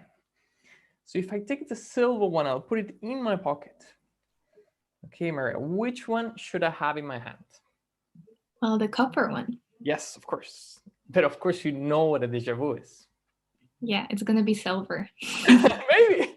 So maybe, well, but that's a strange thing about a deja vu. It's a very odd feeling that sometimes people experience, right? It's a very, very odd feeling, okay? So, let's do it super slowly. Let's do it this way. I will take one of them. I'll take, for example, the copper one. So if I take the copper one, I'll put it in my pocket. So now, which one should I have in my hand? The silver one. Yes. But of course, you know what a deja vu is. It's like that moment that you think you've seen it before. It's a very strange moment that sometimes people experience, right? But now let's do it this way. I'll do it super, super slowly. I'll take this one here. I'll take the copper one and put it in my pocket. No, the silver one, sorry. Silver one in my pocket. So if I take the silver, which one can you see in my hand? The copper one. Yes, of course. But of course, you know what it is. It's like the moment that you think you've seen it before. It's a very, very strange moment that sometimes people experience. No, I've experienced a few times the deja vu. Right? It's a very strange thing that happens sometimes. But now, we'll do it last time. I'll take this one here. So if I take the copper one, put it in my pocket. So finally, which one should I have in my hand? Silver one. Yes. Or maybe more. So maybe, but maybe this is not a deja vu. Maybe we haven't experienced this moment before. Let's have a look. Yes. It wasn't a deja vu. Now we're cured. Thanks a lot, Maria. Thanks a lot, guys. Thanks Thank you. Now, everyone, like I said, we're gonna involve everyone for you to experience this in your own hands. So bring your pieces of paper with you, for example, pieces of paper for you, and we're gonna write some wishes. I know this has been last year was a strange year. This has also been a strange year, so don't worry about that, guys. So now we're gonna write 4 wishes, something that you wanna accomplish on this. It could be something simple. For example, I have over here, for example, meeting an old friend. Okay, so you're gonna have 4 wishes, 1 per piece of paper. I'm gonna give you like a minute or so you can write it down. So for example, have meeting an old friend, could be traveling to a place, for example, could be traveling, you haven't traveled in a long time. For example, could be, well, I was intended to go, well, I'm originally from Chile and I haven't been there in a long time. And so we'll love to go to Chile, okay? Going to Chile. And could be also something simple. So for example, I haven't been to the theater in a long time, so I would love to go to the theater, right? Going to the theater. To the theater, okay. So you guys, perfect. So I have, for example, like I said, going to the theater. I have meeting an old friend I haven't seen in a long time. I haven't seen him live, of course. We have traveling and going to Chile, like that. Okay, I can see a lot of people kind of ready. Yes, I'm gonna give you a few more seconds so everybody is ready to go. Okay, perfect. Let's do this. If you're also at home, try to follow the instructions. I'll try to be as clear as possible. Now, first, take all your wishes, and all the wishes are gonna be facing down like this. All the words facing down, and you grab them like this. Okay, first we're gonna mix them a little bit. Okay, so we don't know the position of them, okay? Just mix them, mix them, mix them. Now, the thing is, we have all these wishes. But you know, there's always a little bit of challenge, something that comes in our way that stops us to getting what we want. So to represent that challenge, we're gonna do the following. We're gonna take all the pieces of paper, all of them at the same time, and we're gonna create a tiny bit of challenge. So we're gonna rip them like this. We're not gonna get rid of them, just a tiny bit of challenge, just like this. Now, you have the left side and the right side. So you're gonna put one on top of the other one, up to you. For example, I'll do it like this. Okay, perfect. So now, for example, I know I have a few people over here. So maybe they can, or I don't know, maybe Andrew, can you say any number between 1 and 4? I know Andrew is here. So we can say any number between 1 and 4? 3. 3, so perfect. So we'll take the first 3 from the top and we're gonna put them on the bottom. So like this, so it's 1, that's 2, and that's 3. Perfect. Now, let's say, Etsumo, can you help us a tiny bit? Sure. Perfect. So any number between 1 and 4 once again? 1. Okay, perfect. So let's take the first one from the top and we're gonna put it on the bottom. Perfect. Thanks a lot. Now, guys, well, the first number was 3. So let's try 3 once again, but this time we're gonna take the first 3 and we're gonna put them anywhere in the middle, like this. So it's 1, that's 2, and that's 3, and anywhere there in the middle, just there. Now, perfect. Hopefully everyone is following along. Now, guys, we're gonna save one of those wishes for later. So we're gonna take the first one from the top and we're gonna put it somewhere safe. For example, we're gonna put it in a little pocket over here. You can put it there, you can put sitting on it, you can put anywhere you want. Now, the thing is, we have different wishes, different people, different lives in general. So we're gonna have different decisions. At home, if you're guys at home, you can follow us along. So you can take one piece of paper or two, or three, up to you. You're gonna take them from the top and you're gonna put them in the middle. For example, I'll take one from the top. I'm gonna put it in the middle. Okay, so you can take one or two or three from the top into the middle. Perfect. Now, the thing is, we have all these wishes. We're wishing for 10, 15, 20, lots of wishes. But you always need to focus in order to get what you want. Because if you don't focus, you're not gonna get anything. So we're gonna get rid of some of them. So you can take one or two or three from the top, and we're gonna get rid of them. So for example, I'll take one from the top. I'm gonna get rid of it. So you can take one or two or three from the top, and let's get rid of it. Okay, perfect. Hope everyone's also following along. Now, guys, the thing is always, well, when you're wishing for something, it's always small print. I know, you can't have it all. So the problem with this is it only lasts for a week. Because of course you need to work every single day of the week in order to get what you want, otherwise it doesn't work. Now it goes like this. You'll take the first one from the top. You're gonna say to yourself Monday, and you're gonna put it to the bottom. Next one from the top once again goes up. You say Tuesday to the bottom. Wednesday. Thursday. Friday, Saturday, and finally Sunday. If you want, the whole year will be at least a couple of hours here. We don't have that much time. Now, guys, to finish it up with ritual, we're gonna finish it up with something that maybe you're familiar with. Maybe you've done it at home. I've done it a few times as well. Maybe when I was a little bit younger. It goes a bit like this. You'll take the first one from the top, it's gonna go up. We're gonna say, they love me. I'm gonna put it to the bottom. Okay. Next one from the top, it's gonna go up. We're gonna say, they love me not. And because they love me not, we're gonna get rid of it. Okay, it doesn't love me, get rid of it. Now, we will continue this process until we get our last piece. So don't get rid of your last piece. So they love me to the bottom. Next one, they love me not. Okay, they love me. They love me not. They love me. They love me not. Don't get rid of your last piece. Remember, don't get rid of your last piece. They love me for me in this case. They love me not. Okay, remember from the very, very beginning, we had 4 wishes. We wrote them. We mixed them around. So people also get rid of 1 or 2 or 3. We had a huge, huge mess. But remember, from the very, very beginning, we had another piece of paper. And we put it somewhere safe. Wow. And maybe this would be the beginning of an amazing, amazing year. Yes! I'm going to Chile, guys. I don't know where you guys going. If you want also, you can write it on the chat. I know people are going to go crazy. Hope everyone had an amazing year. So remember, guys, keep those wishes. Keep them. Save them. You never know what's going to happen this year. I've seen lots of crazy things. Oh, I can see a couple of people having something, burgers and stuff like that here. Amazing, guys. Keep them around. Like a lot of people have no idea what's going to happen last year. Some people have no idea what's going to happen this year. So I'm going to keep them around and never know what's going to happen.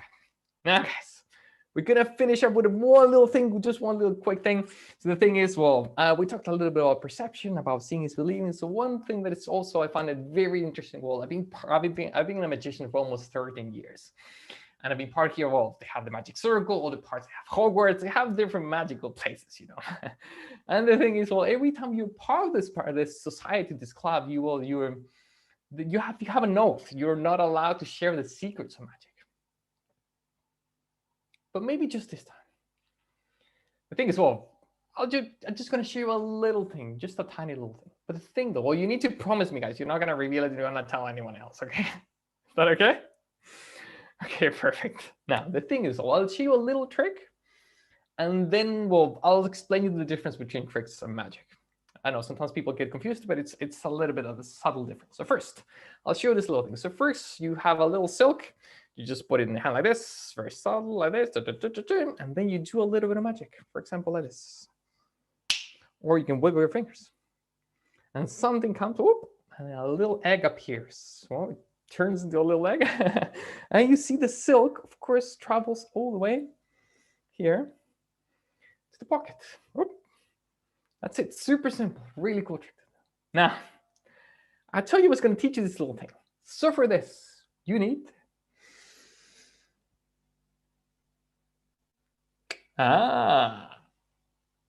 interesting. Interesting. What you see is not what you get. So inside here, I have another little silk. And there's, well, you need a little bit of preparation in order to do this. So for example, will I take a little egg and I'll take all the inside out. I'll take all the inside out because if you try with the whole egg, it's not going to work. And if you try in the living room with the whole egg, it's just going to leave a mess and a lot of people are going to be very upset. Okay, so don't try that way, okay? Now, a few things as well. You can do with silks, handkerchiefs, or even napkins, okay? It doesn't matter. What's important though, a few tips. They need to be the same color. If they're a different color, people notice the difference and it's not gonna work. Then of course, same length. And then, well, it is a little bit of preparation. Something that you do, for example, if you wanna show it to your friends or family or to your nanny, right? Of course, to your nanny. You have a little bit of preparation. You do this before, for example, well, you can do it before going to their house, or you can also sneak into the bathroom, right? And then you prepare this and now you're ready to go, okay? Well, of course, you need to be careful not to show the egg because if you show the egg, people will see it and it's really bad, okay? That part is important. Then you just finally just put the silk inside the egg. Of course, people don't see the egg. And then, of course, you do a little bit of magic. So for example, like this. And now you see it becomes a little egg and the silk travels all the way to the pocket. Okay, super simple. Thank you guys. Now, like I said, well, there's also like two tips, very quick tips. I think it's, well, you always need to be careful of, like, if somebody's watching from behind, really bad, okay? And also if you have mirrors, doesn't work like that. Or maybe somebody will see it and this completely destroys the secret. But if that would happen, maybe instead we can create a little bit of magic. Magic just takes 1 second, and maybe we can take the whole, and that means that maybe this is in fact a real egg. I know. Thank you guys. Hope everyone had an amazing time. We have also lots of incredible speakers. Thanks a lot for inviting me. I'm super excited to be here. You can always find me like in all the social medias. That's Thomas Dixon Magic. Hope everyone had an amazing time and I'll see you maybe in the future. Okay. Thank you guys very much.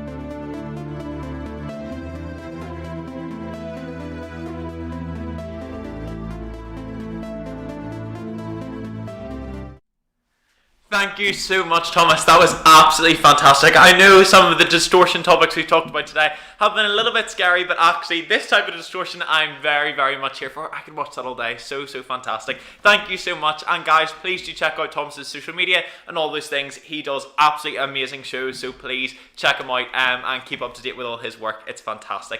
Okay, folks, so now we're going to move on to one of our student speakers. So we have Amira Gardy coming up next. And Amira is a second year neuroscience student. We loved, well, I love to pretend that I know what that is, but I mean, we're not. We'll let Amira stick to the neuroscience because I think she's really the expert in it. But she is actually going to talk to us about the way in which current affairs are presented and how this influences our perception of their significance. So a really, really interesting talk, so topical, and something that impacts us every single day. So I will hand over to Amira and see you guys soon.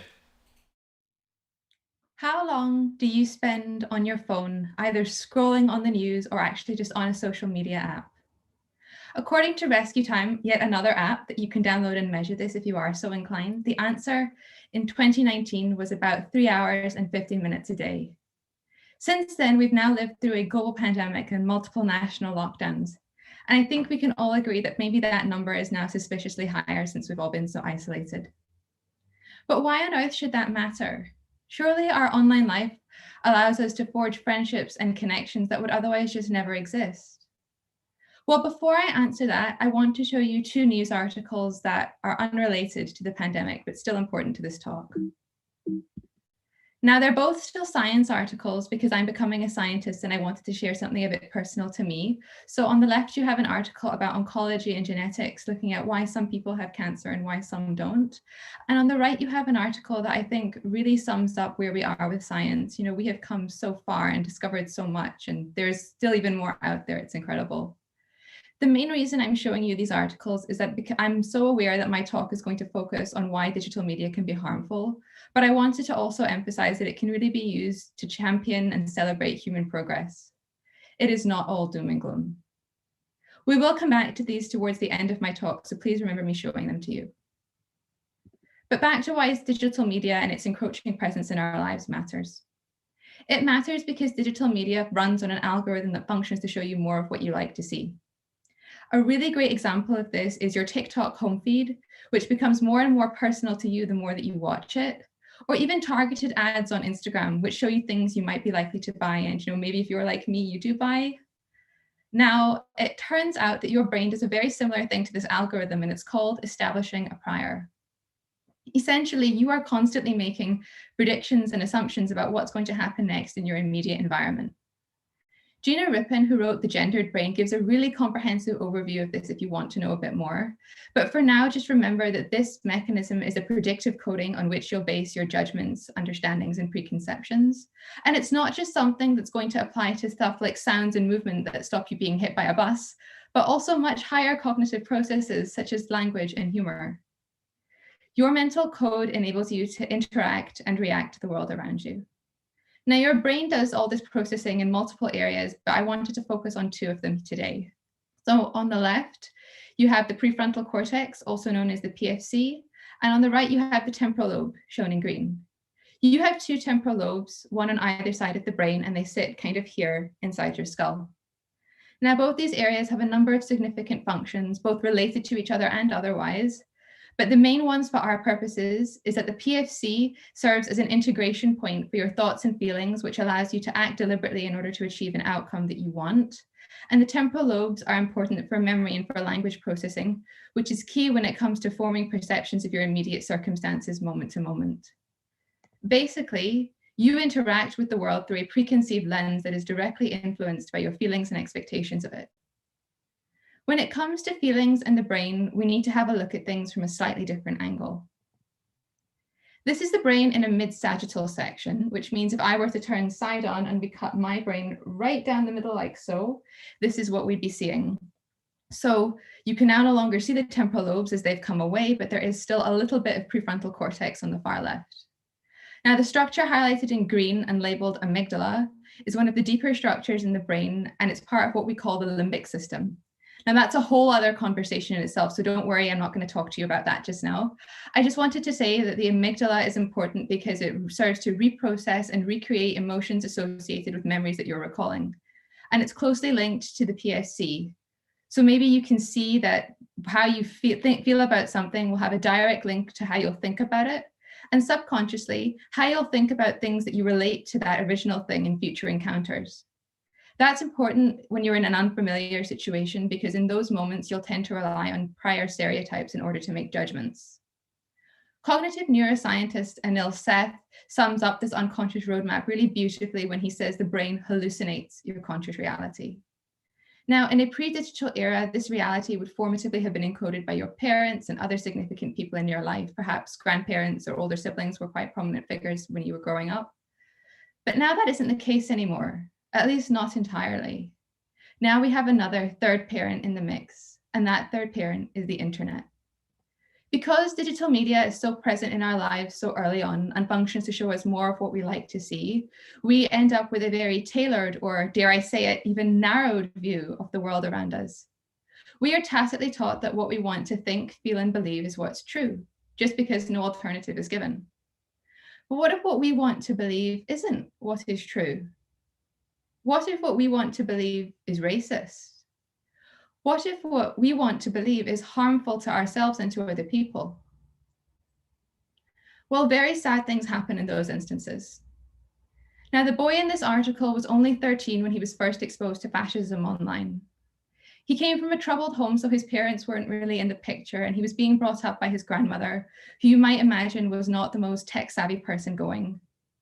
His online network grew and grew and grew until the age of 15, he became head of his local bunch of Nazis and acquired some of the paraphernalia that you see here on the screen. We're a year down the line from that, and now he's 16 and has a criminal record, purely from his misbehavior online. It is all too easy to make the unacceptable acceptable when you have no filter or context for what you're being shown. Social media without context or an informed perspective can really warp the way you understand the world. Today, we can bypass traditional outlets of information such as social media, such as radio broadcasts and newspapers, in favor of real-time insights from anybody using a social media platform such as Twitter, Instagram, or Facebook. Now, the major issue here is that the context and source verification of what circulates on those platforms is in many cases ultimately totally lacking. Now, that's a problem because, as cognitive neuroscientist at Princeton, Yuri Hassan has shown, bias can derive from just a single sentence, and people who share the same bias have similar patterns of brain activation when shown the same stimuli. We as humans are social creatures, and your brain, like the social media algorithm that functions to show you more of what you like to see, will actively look for people who are similar to you to interact with because we thrive on common ground and connection. We are social creatures. This is perfectly normal. However, we now also live in a world where increasingly divergent versions of reality are available to us, delivered on platforms that actively homogenize what we are exposed to. Therefore, our ability to connect and to find common ground is threatened and undermined. Our third parent is incredibly irresponsible in giving us this unfettered access to the world through a screen and deliberately not showing us another side to the same story. If you think back to your childhood, perhaps you can liken this to going to the shop with your parents and asking your mother for sweets and her saying no because it's going to be dinner time very shortly, and then wandering down another aisle with your dad a few minutes later and him saying, yes, that's fine, that's a grand idea. Except this time we aren't just talking about a packet of Maltesers. As we've just looked at, we are sometimes talking about how you understand right and wrong and true and false. Now, to give you a sense of how this affects all of us, not just the young people that are on TikTok, I want to briefly draw your attention to chain messages that are often forwarded on platforms like WhatsApp. Now, in my experience, this is something done a lot by older people, which could come as a surprise given that they didn't grow up with the technology that we have today, so it might not make that instant correlation of online and fact. That is not the case, as I think is very nicely illustrated by this message that I received from one such chain a few short weeks into our current pandemic. Now, I think by now we all know that your immune system doesn't just clock out at night or any other time for that matter, and that lemon water will not be what helps you with coronavirus. However, the good news is that wearing a mask, washing your hands, and social distancing 100% will. So, hands, face, space for a reason, people. Okay, my point being, we are becoming increasingly conditioned to believe stories and ideas just because they are presented to us online. Our third parent is giving us what we want and not what we need. And you don't even need to be a parent yourself to know that that is bad news. Now, we've talked a little bit about biases and prior preconceptions in day-to-day life. So I think now is an excellent time to revisit the articles that I showed at the very beginning of this talk. Now, one of them is false. And had we been in person, I'd be asking you for maybe a poll as to what you might think it is. But unfortunately, we are not. So I'm going to go ahead and show you and explain why now. It's the one on the left. Now, if you thought otherwise, that perhaps by now we really do know all there is to know about the viruses, that is completely normal for the reasons that we've just looked at. I showed you two different articles, one of which had a very generic font. It had no obvious quotations or images, whereas the other one was entirely opposite. It had a stereotypically newspaper-like font, a bolded quotation, some made-up statistics that I put in there when I made the article, and most significantly, an image of a person wearing PPE, which, thanks to our current situation, we all now associate with importance, urgency, and legitimacy. It's perfectly normal to have a bias. But what happens now? Where do we go from here? And how do we reparent ourselves to just assess the facts for what they are and not what we perceive them to be? It is dead simple. We need to strive to be as non-judgmental as possible. And to that end, I'd like to leave you with something that I think could help us all. The 3 C's: curiosity, compassion, and consideration. With curiosity, be actively interested and engaged with different outlets of information. When it comes to compassion, try and really understand where someone you disagree with is coming from, even if it seems totally irrational. And for consideration, regularly reassess your own views on a given topic in light of your expanding knowledge, because the facts do change all the time. It's the nature of the world we live in, and it's perfectly fine if your opinion does too. No one will mind. If used concomitantly, it's my hope that the 3 C's will help us all to expand our own naturally filtered viewpoints, empathize with those who share a different attitude, and become a less partisan society instead of a more partisan one. Thank you for coming to my TED Talk.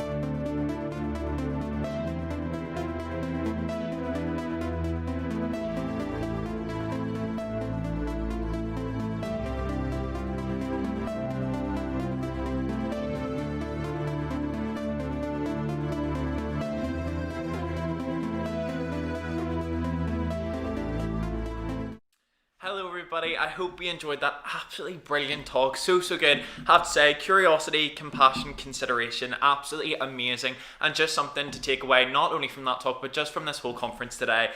Ultimately what we are doing is trying to connect with each other as human beings in all of these different facets of knowledge and entertainment, all the things that we want to do, but ultimately it is our job to try and connect together and understand each other just that little bit better. So do keep thinking about that curiosity, compassion and consideration, as it's so important in today's society.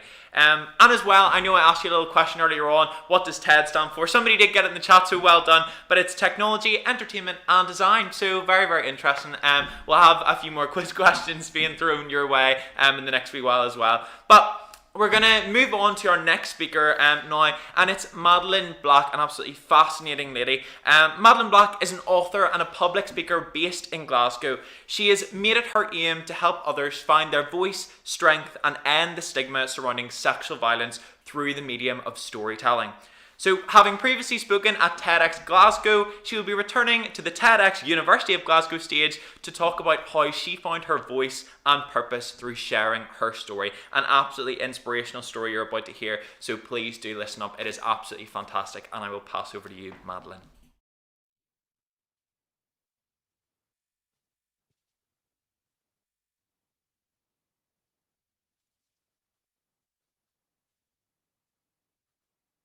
I'd like you to imagine that I have a tank of water in front of me, and I'm going to place my beach ball in the water and hold it under there for a very long time, because that's what the pressure felt like from the fear of anybody finding out about my dark and shameful secret, like I was constantly holding a beach ball under the water, and I did it for years. I was so worried about anybody finding out about my dark and shameful secret that I buried it deep down inside of me. I thought that if people knew what had happened to me, they wouldn't want to know me anymore. They would look at me differently and change their opinion as if somehow this was a reflection of me. My self-esteem was so low that I also assumed, they would look at me how I used to look at myself, that I was damaged goods, worthless, broken.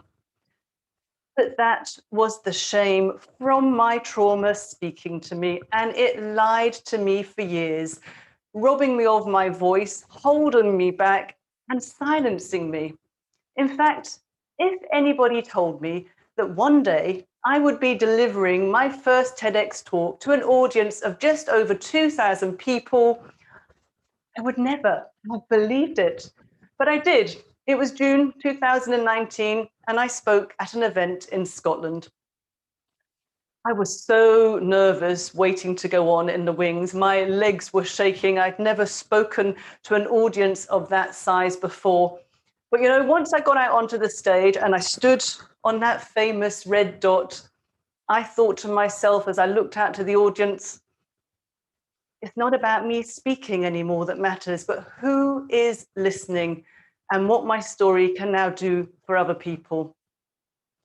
I stood on that stage and I told the audience that at 13 years old, I'd been gang raped and tortured in a violent attack by 2 men.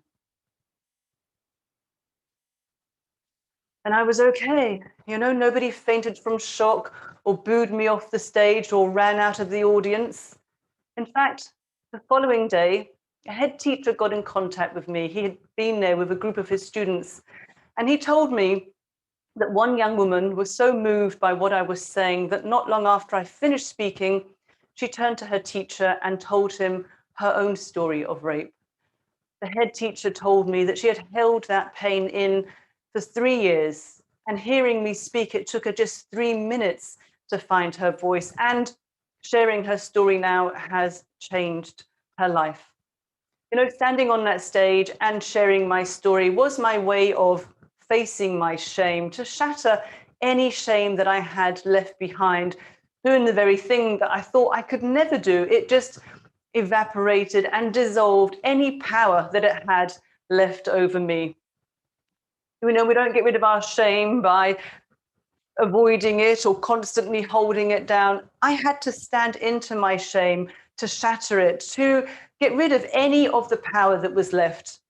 As Brené Brown says, shame loves secrets, silence, and judgment. And for those of you who don't know who Brené Brown is, she's my idol, but she's a professor who researches shame, vulnerability, empathy, courage.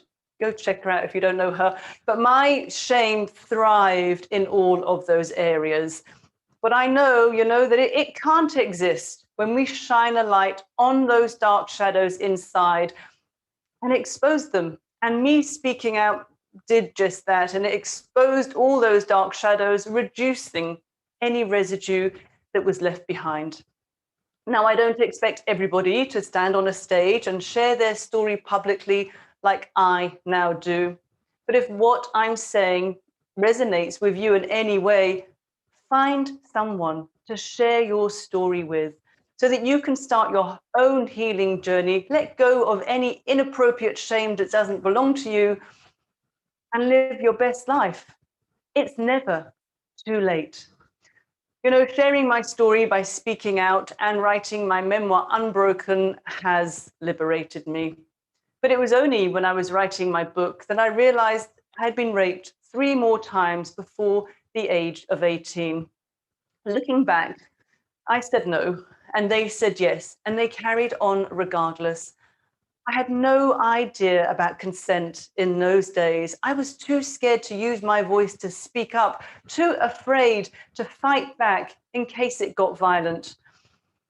What I know without a doubt now, 100% of all rapes are caused by rapists. Nothing to do with the clothing I wore that day or the alcohol I drank. It came down to the fact that these 2 men decided to rape me and nothing else. I'd spent a few months in a children's psychiatric ward after a suicide attempt when I was younger. And somebody told me that I could ask for my notes, and which I did, but it wasn't an easy read.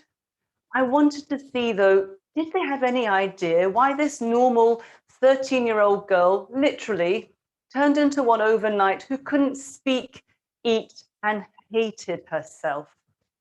There was nothing in my notes to suggest that they knew I had experienced any trauma at all. They just put me down as this 13-year-old adolescent with anorexia. No one ever asked me the right questions in there. No one ever asked me, what happened to you?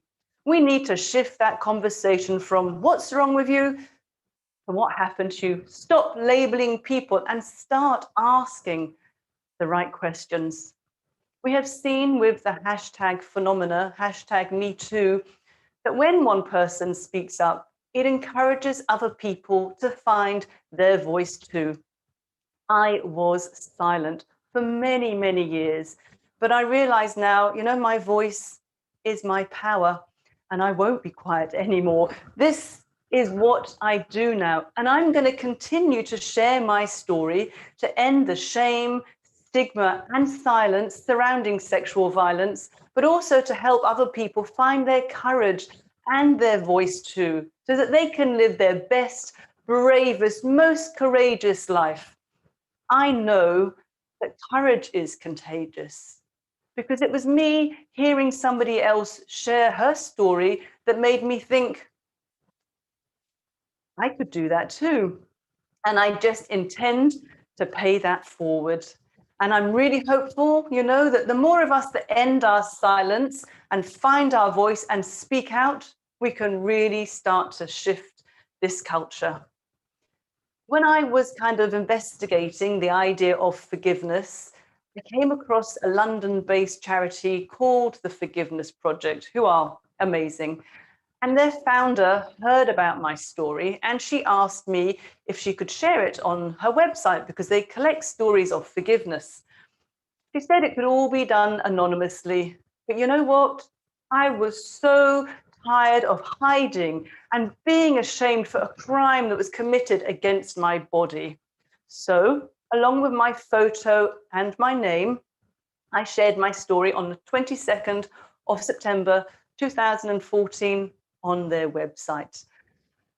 I have to admit, even though I agreed to that, I still was scared pressing that button on social media because not many of my friends knew about my past, and if they did know, none of them knew the details. But I shared my story, and it's put me on the most incredible journey. I mean, here I am again doing another TEDx talk, but I've been on radio and TV, there's been newspaper and magazine articles, and I've written my book. And it was just before my book was published that I truly learnt the power that comes when we share our stories, that we're not storytellers, but story healers. My publishers advised me not to do too much publicity and wait till just before the book was out, which makes a lot of sense, right? But I was contacted by BBC Radio 4, who were making a program for their one-to-one show, and it was all about redemption, and they wanted to interview me. When I heard who was going to be my interviewer, I ignored their advice and I said yes, straight away. I was going to be interviewed by the British journalist and broadcasting legend, Sir Trevor McDonald. If you don't know who he is, trust me, he is a legend, and I couldn't have said no. So they flew me to London, and I went to the studios, and I met Sir Trevor. We did our interview, which was brilliant. But there was magic once it was aired. A friend of mine called me and told me her mum had been listening to the radio, and when she went round to see her that night, she said she was really animated and alive in a way she hadn't really seen before. And she started to tell her that she was listening to the radio that morning to a woman who was sharing her story, and she connected to everything that she was saying. She told her, well, that's just how it was in those days. You didn't speak up. You just put it behind you and got on with your life. And my friend said, oh, Mum, what was she talking about? And she said, Well, I always thought it was my fault too, that I'd walked myself into the situation. All these years I felt guilty and ashamed. The shame belongs to him, and he's the guilty one. She said, Mum, what is it that you're saying? And she turned to her daughter and she said, I was raped too when I was younger, just like the woman on the radio was. And in that moment, my friend's 81-year-old mum ended 64 years of her silence. 64 years. Can you imagine holding that secret in for 64 years? My friend says that it's changed something between them. It's like they've both built a bridge which they've crossed and they're meeting each other now. And she shares things now that she never used to share before. She said her mum's changed, that she's lighter and it feels like something's shifted and she's more energized. And she also says that she's seen the joy in her mum simply from connecting with a woman on the radio who understood. But she also thinks if her mum hadn't heard me that day, there's every chance she would have taken her story to the grave with her. And I tend to agree. You know, every time I am asked to speak, I think of her because she has, without even knowing it, single-handedly shown me the power that comes when we share our stories. She has made me think of all the other people that have locked themselves into a prison of silence because of their fear, their guilt, and their misplaced shame. So every time I am asked to speak, I think of her. And she's the reason I'm going to continue to speak out until I no longer have any breath left. So I'd like to finish by going back to my beach ball and asking you all a question. Do you still feel like you are constantly holding your beach ball under the water? Or could you step towards your shame and face it to release it? And let it go. Thank you.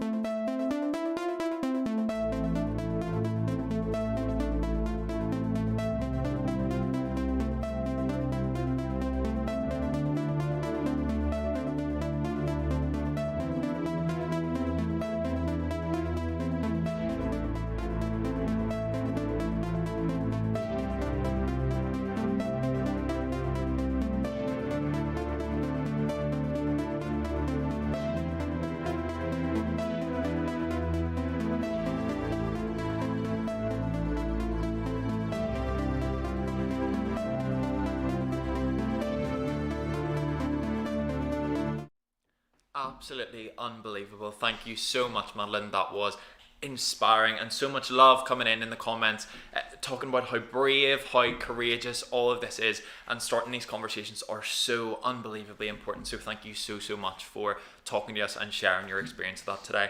And folks, if you do feel like you're holding that beach ball, if you have experienced anything like that, please know there are people there and people who are ready, willing and able to help you. We have places like Archways, Rape Crisis Glasgow, Rape Crisis Scotland, Survivors UK, Speak Out Scotland, Amina, Muslim Women's Resource Centre, Scottish Women's Aid. There's loads of places there ready and waiting to help you if you have experienced anything like that, or you know a loved one who's experienced something like that. So do reach out because it's so important, and I promise you it will really help.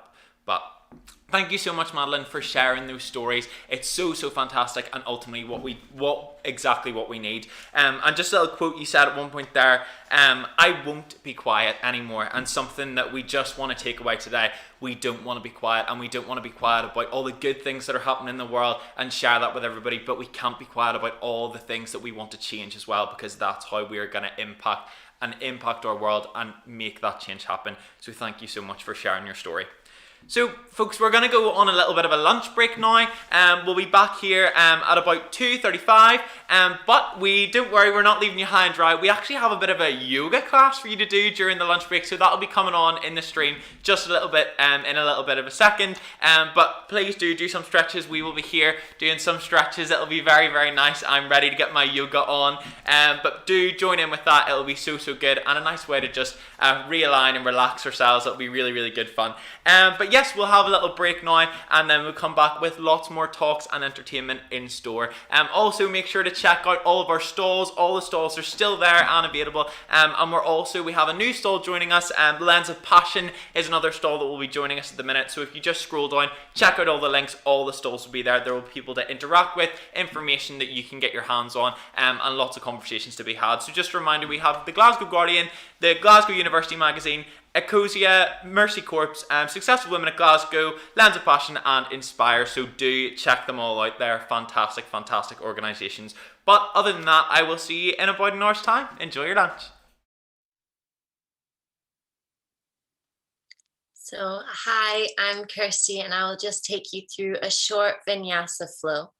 So, if everyone finds themselves in a comfortable seated position, either at the top of the mat, or if you don't have a mat available, it is completely fine to just sit on anything comfortable and just take a few seconds. It's really important. It's been an incredible conference so far, but taking time out to just align with your breath and also get some movement in your body is really, really important. What I'd like you to do is, we only have 15 minutes here together, just in between the conference. So whatever's going on, anything that you're cultivating, thoughts of all of the fantastic performances, or if there's something out with in life that you're holding on to, if we can just ask of yourself to take 15 minutes, and that's it, and just be completely present with this practice and completely present with the flow. Get your body moving, take the time out, and try and clear your mind. We'll start off by just focusing on our breath. It's really important to bring ourselves to the present moment. And by focusing on your breath, you can start to withdraw your mind from any outwardly distractions and become completely aware and conscious of what you're doing. So all together, on your inhale, start to fill up your chest, send your gaze towards the ceiling. And then on the exhale out and lower chin to chest, closing your eyes down. We're slowing down our breath, so keeping your eyes closed. As you inhale again, lift your shoulders as if someone was pulling them up with a string. Feel your chest inflating and filling, and then on the exhale, send that back down again. Feel yourself crumpling over, almost sending your shoulders forward. As you inhale again, feel your chest expand, your shoulders rise. Feel yourself filling up with air there.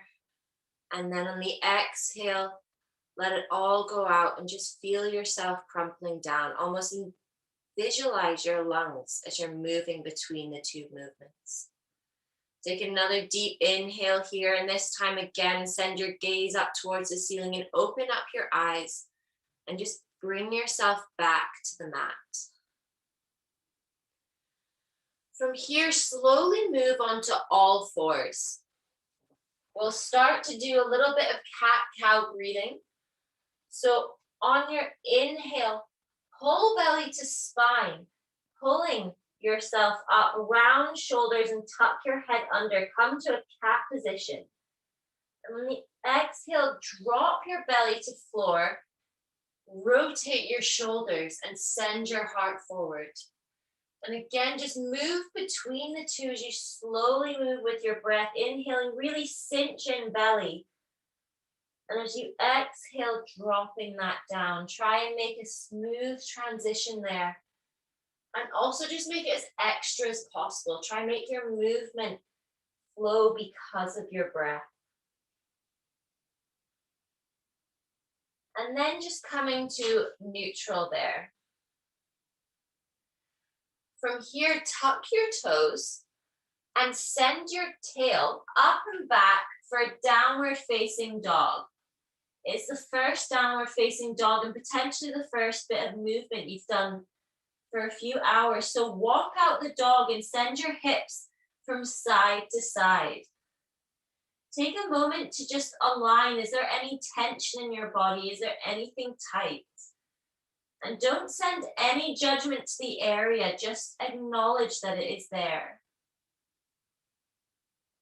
On your inhale, send your gaze between your fingertips and exhale, step forward, forward fold. Inhale, pull your hands along your shins and bring them to your knees, coming to a flat back position, sending the crown of your head forward. As you exhale, come back to your forward fold, let your arms lie long. And as you inhale, pull arms all the way up, bringing them above head, gaze to ceiling. And on the exhale, bring hands to heart center, Tadasana. So what we'll do to just invite some movement into the day, and this is something that you can bring into your everyday. If you are sitting at a computer and you're finding that work is too much and you need to take your mind somewhere else and just key into your breath, a sun salutation A that we're about to run through is a fantastic way of disconnecting and bringing your awareness back to yourself. It'll clear your mind. So all together, inhale, arms to the sky, and exhale, forward fold. Inhale, come to that halfway lift. And as you exhale, put your hands on the ground and step back to a plank position. On the inhale, shifting forward over your palms.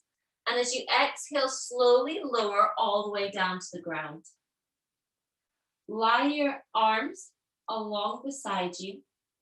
And on the inhale, pull your torso up, cobra pose. As you exhale, put your hands down, tuck your toes, and send yourself back, downward facing dog. On the inhale, look between your palms, and exhale, step forward, forward fold. Inhale to a halfway lift. Exhale, forward fold. Inhale, rising all the way up. And exhale, hands to heart center. We'll run through that one more time and just completely let go of any other thoughts and think of your breath and movement. Inhale, arms to the sky. Exhale, forward fold. Inhale, halfway lift. And exhale, step back to plank position. Inhale, shift forward. Exhale, lowering all the way down. Inhale, coming to your cobra, pulling chest up. And exhale, tuck your toes and send your tail back, downward facing dog. Inhale, look between your palms, and exhale, step forward, forward fold. Inhale, halfway lift. Exhale, forward fold. Inhale, rising all the way up. And exhale, hands to heart center, Tadasana. So again, we'll lower down into our downward facing dog. So all together, inhale to rise. Exhale, forward fold. Inhale, come to a halfway lift. And exhale, step back to plank position. Inhale, shifting forward. Exhale, you can either lower all the way down or this time come to chaturanga. So bend your elbows 90 degrees. And on the inhale, flipping your toes, come to your upward facing dog. And as you exhale, send your tail up and back, downward facing dog. And just take a few breaths in your downward facing dog here. Collect yourself and just feel how your body is here. Your next inhale, send that right leg high. And as you exhale, step your right foot between your palms and rise up, high crescent lunge position. Take a deep breath here and feel the stretch through that left leg and the strength powering through the right. On your exhale, send that torso forward, almost Superman lunging over that right leg. Take another inhale, pulling your spine back up to high crescent lunge. And as you exhale, frame that front foot, step back to plank. And again, we'll take a vinyasa. So inhaling to shift forward. Exhale, chaturanga, elbows at 90 degrees. Inhale, upward facing dog. And exhale, downward facing dog. This time on your inhale, send that left leg up and back. And as you exhale, step left foot between your palms and rise up, high crescent lunge position. On the exhale, again, lunging into your Superman position. Find strength and power in this movement. On the inhale, pull that torso back up. And as you exhale, frame your front foot, step back to plank. And again, we'll take a vinyasa. So inhale, shifting forward. Exhale, chaturanga. Inhale, upward facing dog. And exhale, downward facing dog. From here on your next exhale, shift forward to the plank position. And again, drop knees to the ground, coming to all fours. From here, we'll take our hands out wide and either moving to a seated position or bend your elbows and push through to float through to a seated position. From here, take your knees out in front. And slowly, vertebrae by vertebrae, lower yourself onto the floor. From here, we're just going to do a small restorative inversion that will bring all the blood back to heart center. So sending your hips up towards the ceiling, coming to a bridge position, interlock your hands behind your back and tuck your shoulders under. From here, just really close down your eyes and deeply breathe.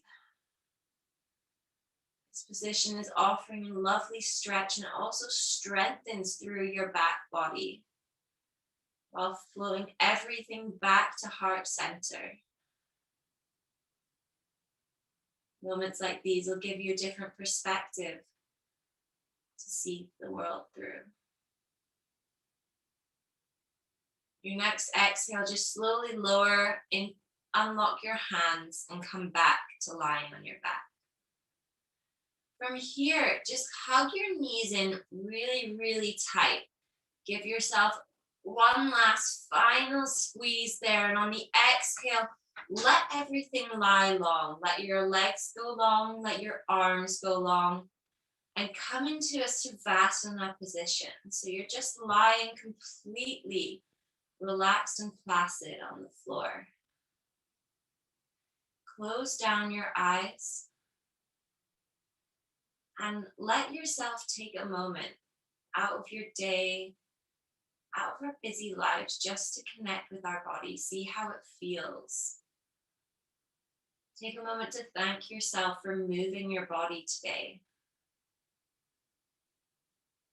Take a moment to appreciate how nice it was just to get a small bit of movement in, and also to remind yourself of your connection with your breath and the importance of really deeply breathing right into your bottom lung belly.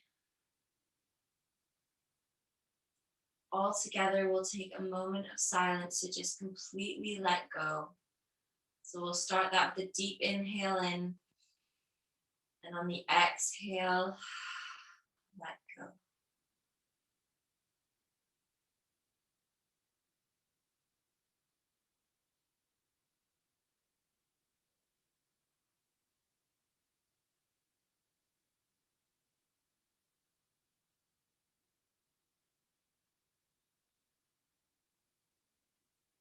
On your next inhale, just wiggle your fingers and wiggle your toes. Really bring that awareness back to your body. Take another deep inhale and again, grab your knees in tight and give yourself a really nice hug. Feel completely safe and completely stable. And on the exhale, roll over onto whatever side feels most comfortable for you. From there, just completely letting go into the mat or onto the floor. And taking a few deep breaths before, when you're ready, moving to your seated position once more.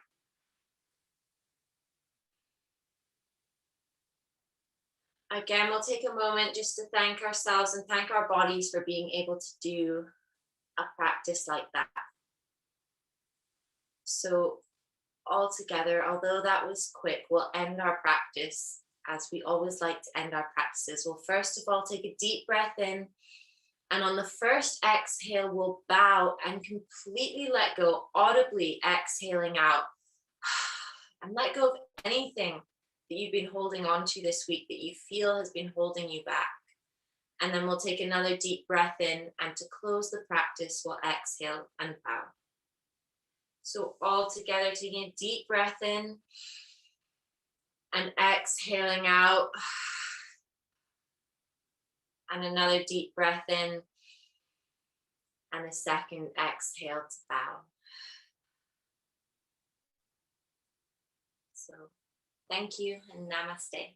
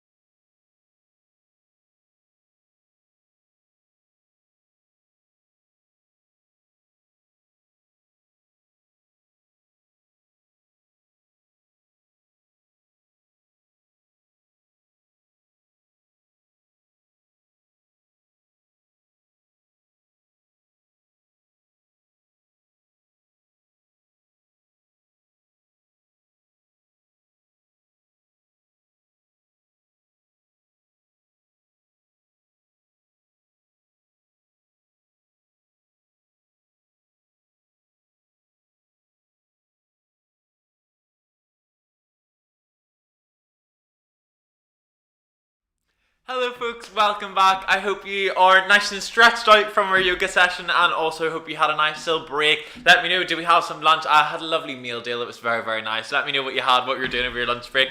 But yeah, so we're gonna get into it again. I just want to see how things are going. What are you thinking? Thank you for so much engagement in the chat. It's so lovely to see. It's so nice to see so many people tuning in as well. We're so excited to have you here, and I just want to say again, thank you to so many of our wonderful, wonderful speakers and all the team that's organising it all together. It's so, so good. But again, I know I asked this question. I floated this question earlier on, but I want to hear some more answers. If I could wave a magic wand and give you a TED Talk right now, what would you like to do it on? I think this is such an interesting topic of conversation. So cool to see exactly what people are interested in. But let me know in the comments what you would do your talk on. I know there's loads of things. We were having a chat with our tech team and stuff. They were talking about maybe doing a talk about how everything is Maz. It's a bit interesting, but they're talking about how music is Maz, all these things. So it'd be really, really good to find out. And you never know, maybe we'll get recruiting. I'll be sending the team after these comments and going, oh, this is the one we want. So yeah, definitely do. And if you are interested in getting involved, shoot us a message, check out the social media. You'll see it all over the place, but it'd be really good to see some of your faces. It's so nice to see so many people engaged in this sort of event, and definitely if you are interested, do check it out, because it would be great to have you, and you'd be very, very welcome. But I think we should get ourselves going and get ready. So we're actually diving into some light entertainment now, which will be very, very fun. So we're diving in and having a contortionist. She's absolutely brilliant. But Freya Peely is a Glasgow alumni. She's now graduated, but is working in the COVID Lighthouse Labs as an analyst, so doing loads of really cool work, but also is our contortionist for this conference. So I'm very, very excited to see what she's going to bring and bend and twist and all those things. But I very, very much hope you enjoy it, and we will pass over to Freya.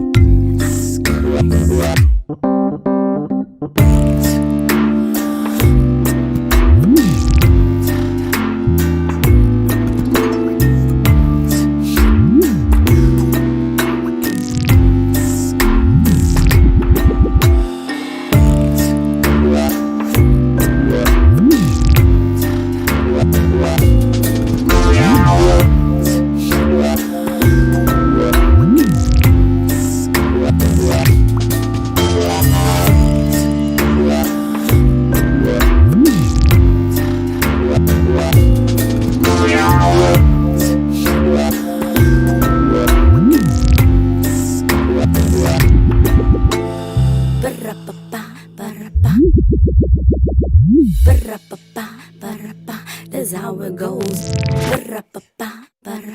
That's how it goes, my brother. That's how it goes, my sister. That's how it goes.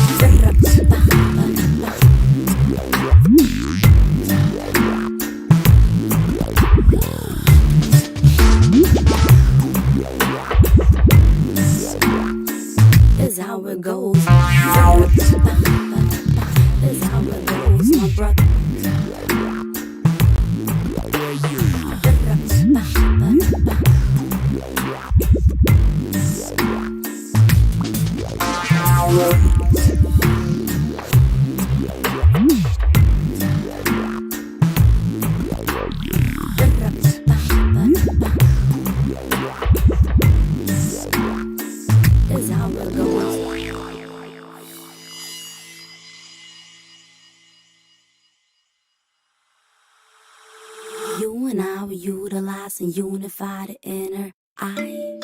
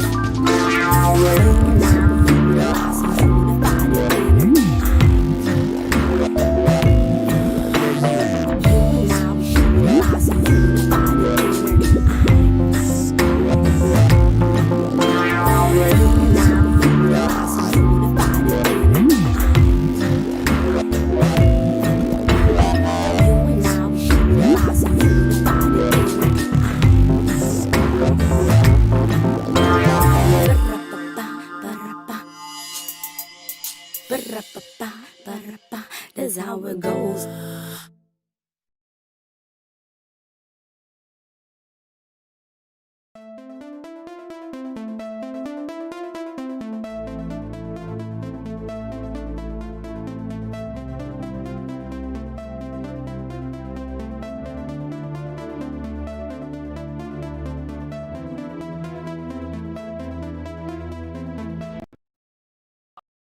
Unbelievable, so cool, amazingly edited, amazing skills, so fantastic. I have to say, fair play for it. I can hardly touch my toes, so that is unbelievable. So good, such an interesting skill to have, and definitely fits our theme of distortion absolutely perfectly. So cool, and we love to see it. Thank you so much for doing that for us. Unbelievable, so exciting. But yeah, folks, thank you so much. We've had some comments coming in. People were talking about what TED Talks they would do. We've had people talk about plastic pollution, mental health stigma, loads of things coming in, really interesting.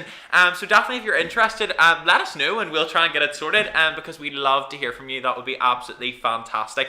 And I think we should pose a little question this time as well.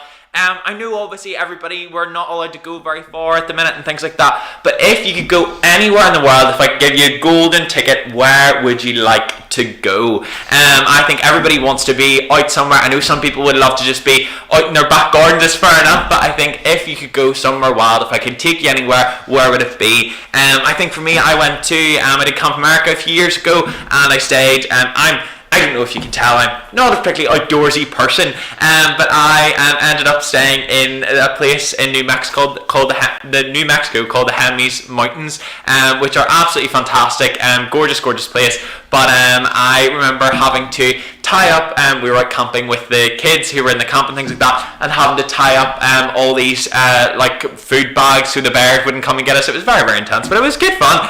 But if I could take you anywhere, where would you like to go? Would you be going to sun yourself? Would you be going to get yourself in an igloo? Would you be going to see the Northern Lights? I don't know, it could be absolutely anything, but it would be very interesting. So let me know where you would like to go. That would be really cool to know as well.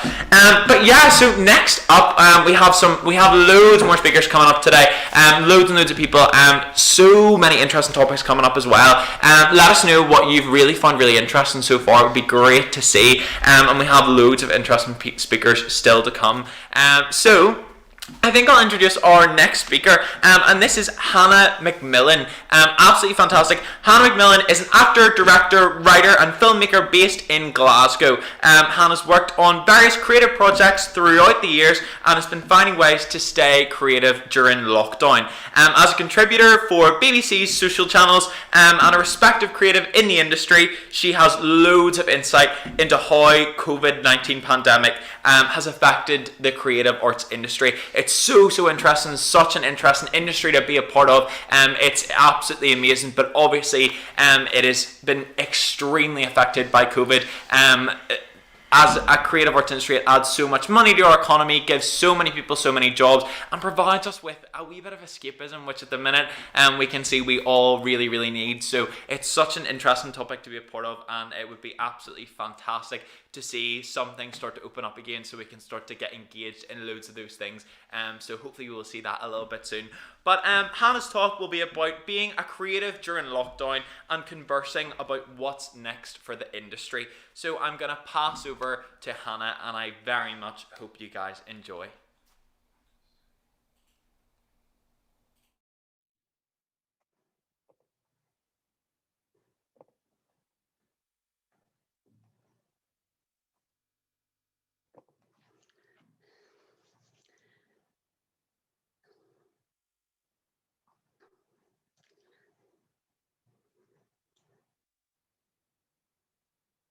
When I first explained to people that I almost tripped and fell into film and TV production, it's usually met with a laugh most of the time. From a young age, I always knew that I wanted to be in the creative industry. And I'm from a small town in Ayrshire, and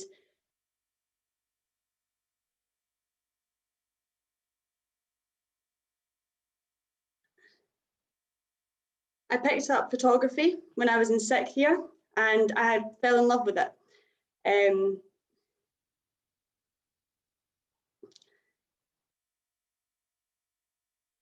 Apologies, guys, I'm going to restart because I have a massive fear of public speaking, so I'm just going to take a wee minute and restart.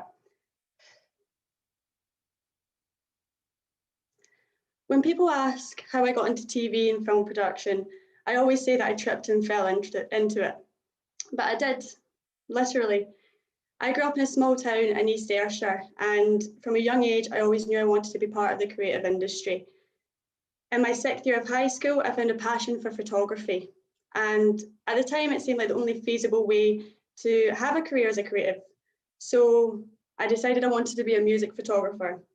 And I wanted to travel the world and take pictures of the biggest artists that were around at the time. And I did for a little bit, but it was mostly my friends' bands and a bus to and from Glasgow. But I loved doing it either way. And I always knew I wanted to put my photography into a bigger project and really do something independently with my work and blow it up. I just didn't know what yet. Then a friend of mine sent me a message.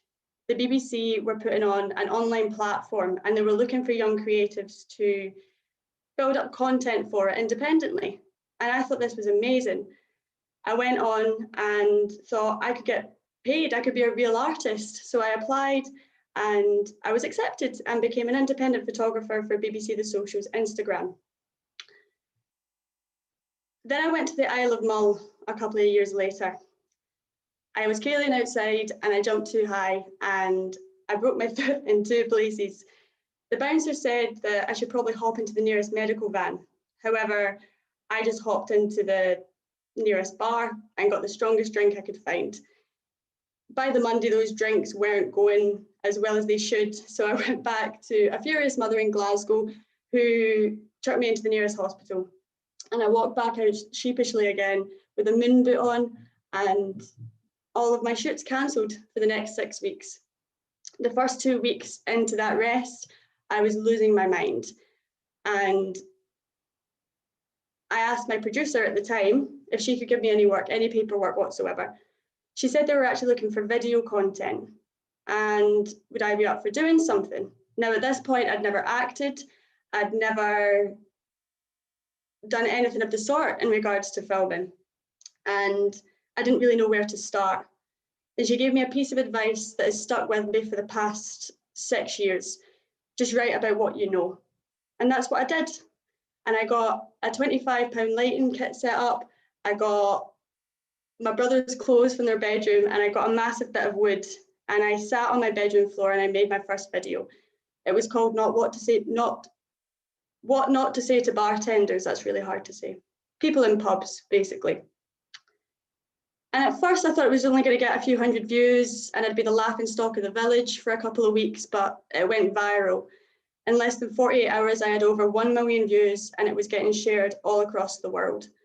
Today, I have over 12 million views across multiple platforms, and I find myself pursuing a career in TV and film.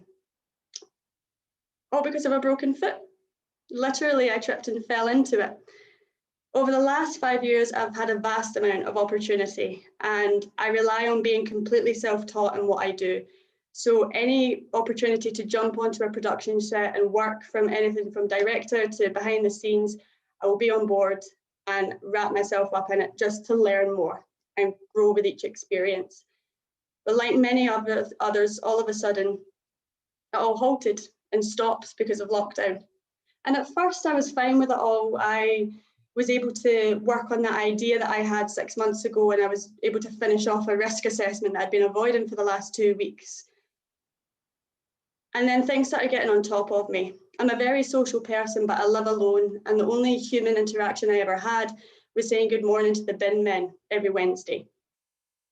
So I flung myself into more writing challenges and more auditions for future productions, and was constantly posting online saying, oh, I'm doing so well, look at what I've made, look what I've done, this is great. But it wasn't all right, and I wasn't doing great. I found after a while, with all the productions getting pushed back constantly and constantly, I felt lost, and the work I was doing felt pointless. Our mental health has always been a very important topic. And over the last few years, the taboo surrounding it has really disintegrated, which is a great thing. But lockdown, for all of us, brought in a new wave of anxiety, of depression, of bereavement, and of loneliness. And whether it was personal or your nearest and dearest affected, we all dealt with it differently. But one thing that definitely did keep arising was the creative industry brought a little bit more light into everybody's lives. Whether it was a new book people were trying, a new recipe, listening to new music, right up until the point that professional musicians themselves were out on their balconies performing for streets, or your postman was dressing up as different characters just to put out an Amazon package. Neighbours were swapping recipes of whipped coffee and banana bread. The creative industry really honed in on what was important to us and brought us that little bit closer together when we couldn't have the contact to do so. However, halfway through this, our government didn't seem to want to acknowledge this fact.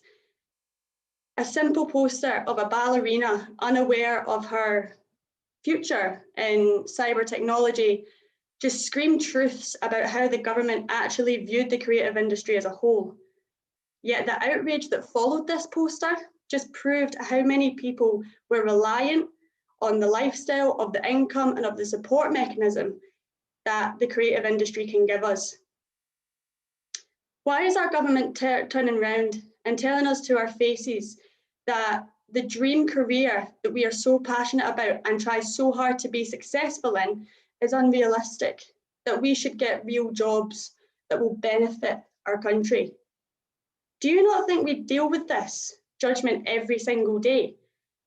The majority of people I know that are in the creative industry are holding down 2 jobs alone to financially stabilise themselves whilst they're chasing their creative dream career. And to be honest, I have never personally seen a major politician pour any sort of decent pint. A government should support us, and a government should inspire us, and a government should recognise that without a creative industry, we don't have any communication, we don't have any entertainment, we don't have any big ideas. And this is exactly what we were needing throughout the entirety of lockdown. I remember discussing this poster with a neighbour of mine. Now, before lockdown, I had never spoken a word to anybody that lives in this same building as me. But one afternoon while I was out reading a book, my neighbour came across from his garden and said hello. And we sparked up a conversation, and we talked about our family and our friends and how nervous we were for the future with lockdown. And we started talking about our interests and conspiracy theories and what our favourite drink was at the pub and how excited we were to get back to it. Before I knew it, it became routine for us to sit out in the garden every single afternoon and just talk for a couple of hours.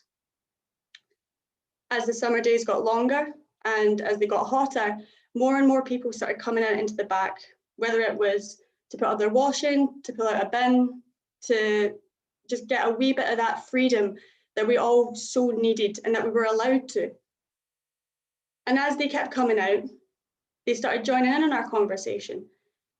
And before I knew it, I would look out my window before lunchtime every day, and our entire tenement building were sitting out in the back garden enjoying each other's company. Socially distanced, of course.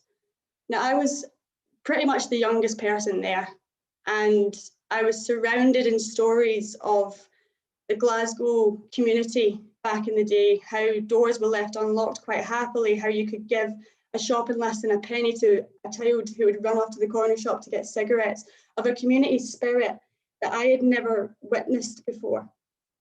And before I knew it, I started feeling inspired again. And I wanted to make something out of this experience. So I ticked off a major on my bucket list, and I made my first short film completely independently. And when I say independently, I mean it. I filmed it, I edited it, I acted in it, I wrote it, I produced it, and I invited 2 other people, a musician and a fellow actor, to do voiceovers and music for the background. Apart from that, it was solely me in my flat making this film. And as I was making the film, I slowly realized I was pointing at myself and my experience in lockdown. I was telling myself that I can't find perfection in everything I do, but I can find happiness in that. And within that, the people around me will also be happy. They will feed off of my energy. After that, I really flung myself into all areas of the creative industry. I looked into theatre and how a solo object on a stage can create an entire environment. I looked into the female voices of the industry, especially in comedy, and how I can help those voices be even louder and project through every single aspect of the creative industry. I looked into musicians and artists, and I saw my friends doing the same, making their own albums, starting their own books, whether it's illustrated or typed. They were doing paintings and they were trying out new foods. It was incredible to watch. Talent was blossoming all over the digital screen. People had the time now to focus on that one thing that they've always wanted to try for even years beforehand, and they were never able to because reality set in. But the world paused for a moment and people were able to look at themselves and figure out what they really wanted to do. The creative industries have proved that they can progress through anything, especially in times like these. No matter how many times we've tried to be shut down, it's always there for the people that need it most. People need escapism. People need a book. People need a song, a film, a painting. They need time to take away from the reality of life sometimes, and that's okay. The creative industries is the future, physically and digitally, and it cannot and will not be ignored. Thank you very much.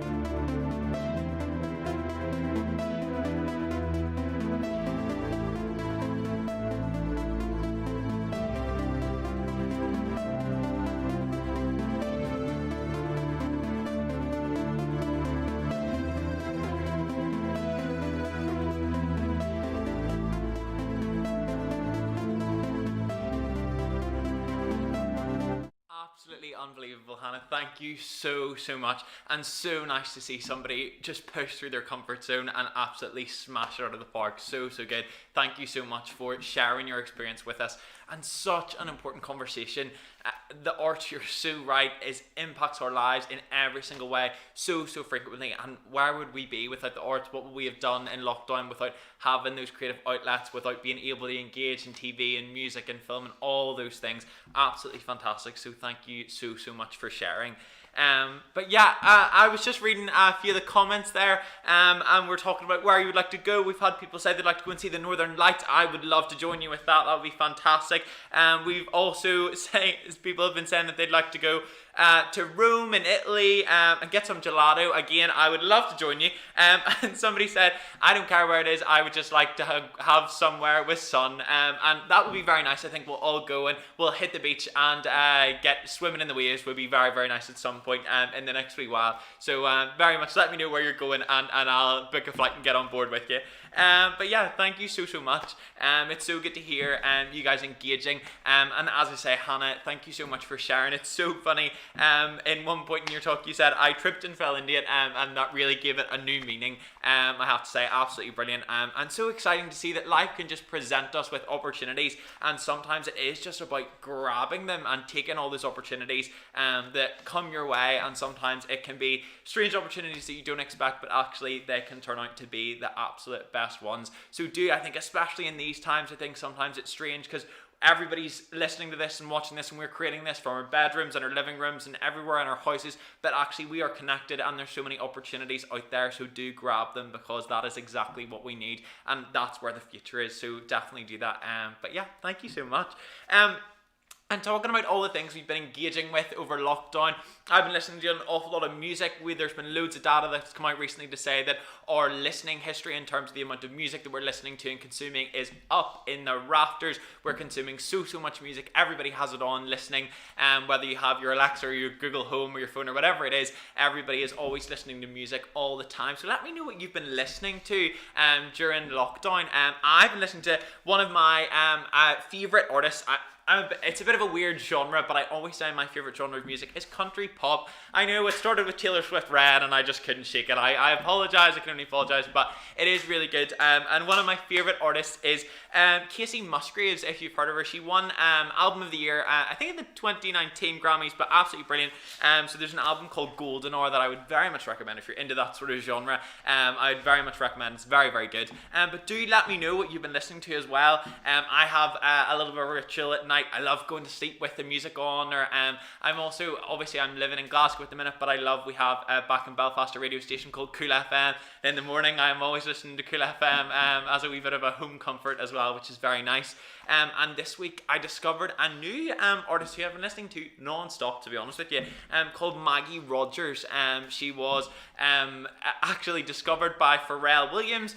She was doing a course in university over in America, and they had this class, and basically Pharrell came and said, play me what you have, and one of her songs was played, and he said, you're getting a recording contract. So amazing. Just another one of those creative opportunities that sometimes life just throws our way, and they can be the best ones. But definitely check it out.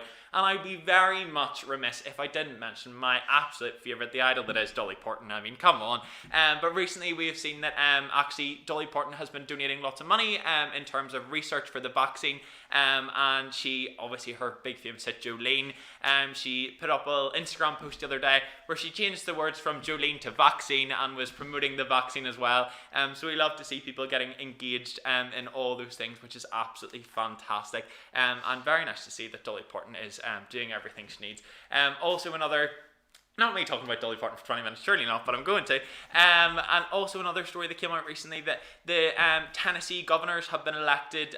They wanted Dolly Parton to have a statue put up in Tennessee of her, and she said, actually, no, there's too many other things going on in the world.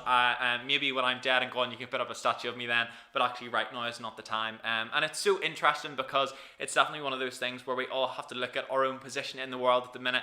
Obviously, lots of us, we're very lucky that we can come together and share these ideas and connect and all those things, where there's lots of people who aren't as lucky in being able to share all these things and connect in that way. So it's good to see that actually we are able to come together, but we want to bring everybody else along for that, and we're hopefully aiming to create a world where we're going to bring everybody else into a position where we actually can share and we can create and we can collaborate together, because that's the type of world that everybody wants to live in. But yeah, enough about me talking about Dolly Parton. So our next speaker is another student speaker, but it's Kathleen Reynolds.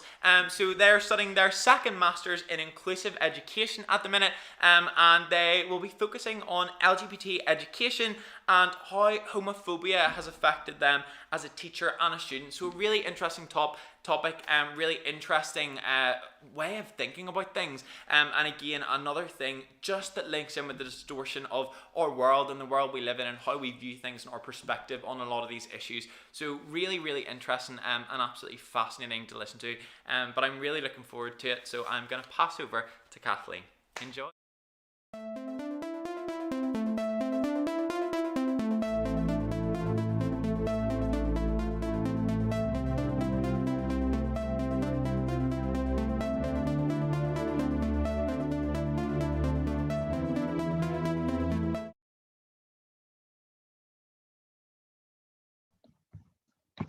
Hello, my name is Kathleen. I went to a Catholic school in the west of Scotland, where, as you can probably imagine, inclusivity was not the top of the priority list. As a result of this, I was so full of fear and self-loathing that I wasn't able to come out until after I left high school. But nevertheless, I did come out. Despite the school's best efforts with their Adam and Eve messages and tales of Sodom and Gomorrah, it didn't stop me realising who I was. In 2018, the Scottish Government announced that they would be introducing LGBT themes into the curriculum. LGBT standing here for lesbian, gay, bisexual and transgender. This made Scotland the first country in the entire world to introduce such themes into the curriculum, which led to a rise in the debates surrounding whether or not LGBT education should be allowed, mainly because of a distorted perception on what this actually means. Now, there are two main issues here. Firstly, there is this lack of understanding of what LGBT education looks like in reality. And secondly, is a distorted perception and the perceived conflict between religious groups and LGBT groups. In 2020, the Kantar Research Group showed this distortion of reality. They found that 4 out of 10 parents are not comfortable with the idea of their children being taught that being gay is okay. This is due to fears that this message will turn their child gay. If we apply this same logic to my experience, where heterosexuality was forced upon me, then I would also be straight, and yet I am not. This argument really came to a head in 2019, when parents in Birmingham protested over concerns their 5-year-olds were being taught how to perform gay sex because they had a gay teacher. Now, obviously, this was not the case at all. However, because the teacher was gay, accusations were made. This raises the wider point relating to my second issue of the perceived conflict between religious groups and LGBT groups. Now, the Birmingham protests were led by both Muslim parents and Christian parents who were angered by the idea of their child being taught by a gay teacher. Both the Quran and the Bible focus on the story of Sodom and Gomorrah as their main defence against homosexuality. And yet both Jesus and Muhammad constantly teach messages of loving thy neighbour. Sodom and Gomorrah is just one story in these vast texts, compared to the constant messages of love and support that dominate the rest of the texts. I believe this conflict is often made out to be a lot worse than it actually is by the mainstream media. A quick Google search of LGBT Muslim groups will bring up a whole host of responses, such as the Muslims Against LGBT Hate, which is a group with over 10,000 members. People often think that Muslim groups and Christian groups are the enemies of LGBT groups, and this is not the case at all. In fact, there is a major overlap between them. I myself come from a very Catholic family who accept me for who I am. Likewise, some of my friends are Muslim and also part of the LGBT community. What is most important to remember here is the Equalities Act of 2010. This lists protected characteristics which cannot be discriminated against. Among those are both religious identities and sexual identities. This means it's the responsibility of both schools as a whole and teachers individually to ensure that this law is being upheld. This means teaching children to respect everyone's identities, no matter what.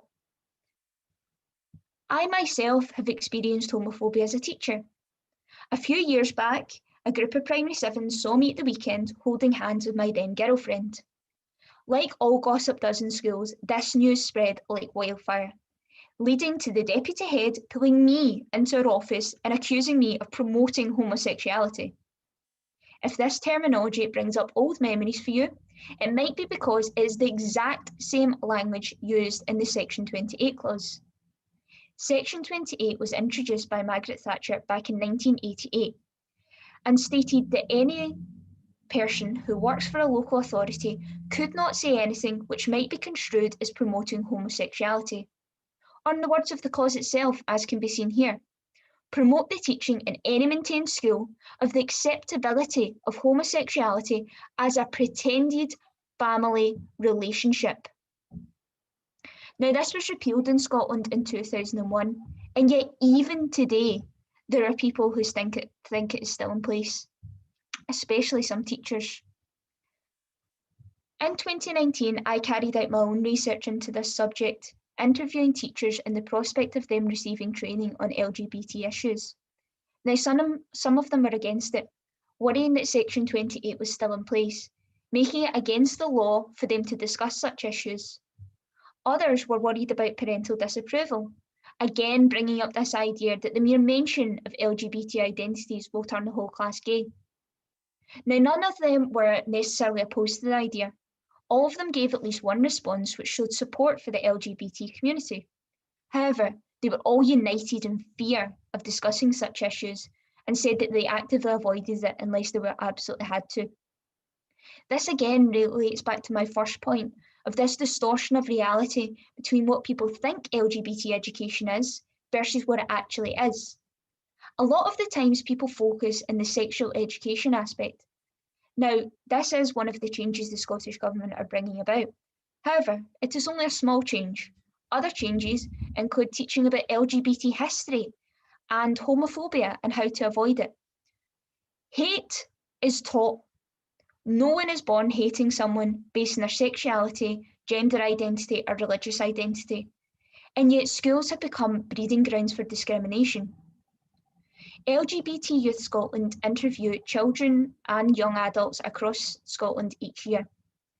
I would like to share some of their findings just now. In 2020, they found that 70% of children had heard homophobic language used in school, but only 12% of this was addressed by teachers. This is really worrying.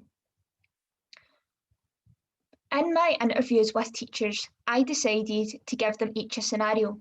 The same scenario was used for each teacher and went as follows. A child by the name of Hannah comes into school and asks to be known as Greg and for male pronouns to be used when addressing him. Now, this is a really tricky situation. The debate around transgender children is a complex one with many valid viewpoints. However, I would like to discuss the response of one participant in particular who said, and I quote, "Well, that's all well and good, but what if another child comes in and says they want to be known as Dragon Master 3000? Now, of course, this response is extremely satirical. However, it again brings up this idea that the mere mention of LGBT identities is like a virus that will infect the whole class. If you have children, or if you work with children, you know that they do indeed come up with make-believe names for themselves and others all the time. However, there is a big difference between make-believe play and feeling like you're trapped in the wrong body. What is most important to remember here is that transgender children and young people have the worst levels of discrimination out of the entire community. Again, I'd like to bring up the findings of the LGBT Youth Scotland, who found that in 2020 there was a 35% increase in the amount of transphobic language directed towards trans young people, despite only a 2% growth in the amount of those identifying as transgender. Another big concern is that they don't know at such a young age what their gender or sexuality is. To this, I have 2 points. Firstly, research suggests that children have a solid understanding of their gender identity by age 4. But anyway, what does it matter? That is the point of childhood and adolescence, to grow up and to figure out who you are, to explore your different identities. But secondly, and more importantly, why do we not apply this same pressure to straight children that we do to queer children? When little boys are born, they are put in t-shirts reading Ladies Man, with heterosexuality forced upon them as the only valid option. In school, when they have boyfriends or girlfriends, it is fine as long as it is the opposite sex. At Christmas parties each year, when little boys ask little girls to dance, no one gasps in fear that they might be a dreaded heterosexual, because it's just the norm. Now, equally, I'm not saying that a little boy asking another little boy to dance automatically makes him gay. However, my point is, we do not apply these same pressures to straight children that we do to queer children. I grew up with the idea that LGBT identities were so horrific that they do not even bear mentioning unless it's the punchline to a joke. And yet here I am, a self-identified queer adult, still experiencing homophobia in schools, just this time as a teacher. Teaching children to be straight does not work. Therefore, even if you did try to teach a child to be gay, it also wouldn't work. Children will inevitably be who they are. So if you're a teacher, a parent, or even just someone with a younger sibling, please tell them it is okay to be who they are, because only they can decide that, but at least they'll know, no matter what, they are loved and they are accepted. Thank you for listening.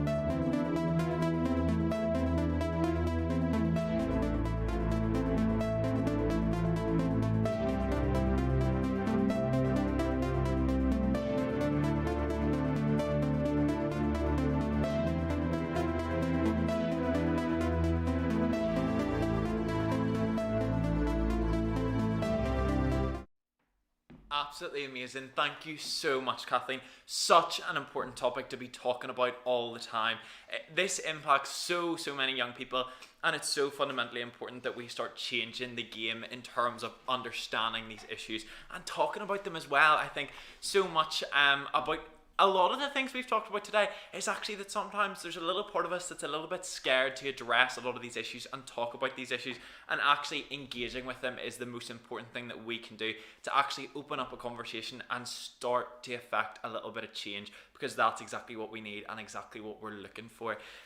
Kathleen said in the talk there that hate is taught, and I think that's so important, such an important message, because ultimately we are inherently kind people and kind beings, and actually we need to create a society and an environment for all of us where we and the people who are going to be born after us and grow up as where we're going to be the adults, actually they can see us as kind-natured people who actually want to make a difference and affect some positive change, and hopefully make their lives a little bit easier than maybe what some of us have experienced as well. So that's ultimately what we want to do.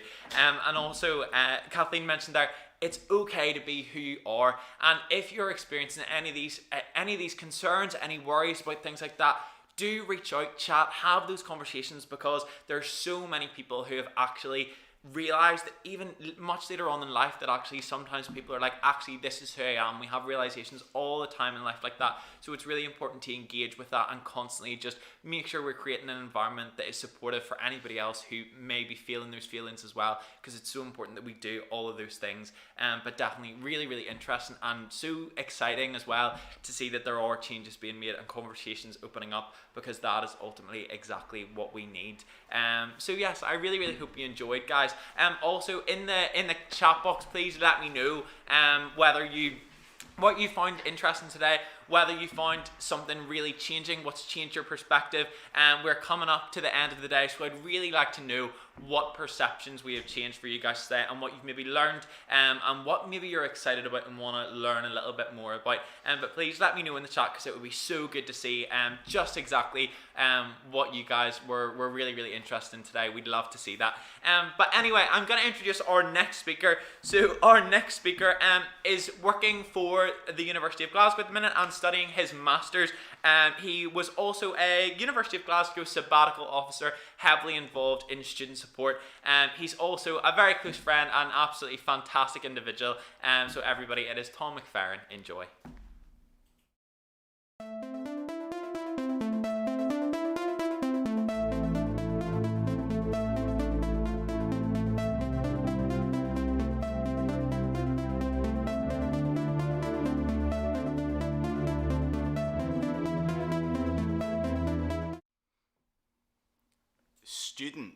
Students are the worst.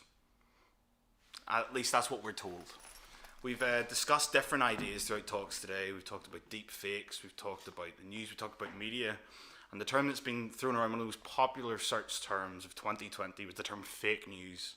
And we're obsessed with that, but it's more than just fake news that we're fed. It's beyond that when it comes to how people are represented. It's not about fake news, it's what news. What news are we given? If you read every headline about students in the past 2 years and took an average, most of them are extremely negative. It talks about how rugby lads and group chats are causing problems. It's talking about how students have caused destruction to property. Students have caused this problem, that problem, every problem in between.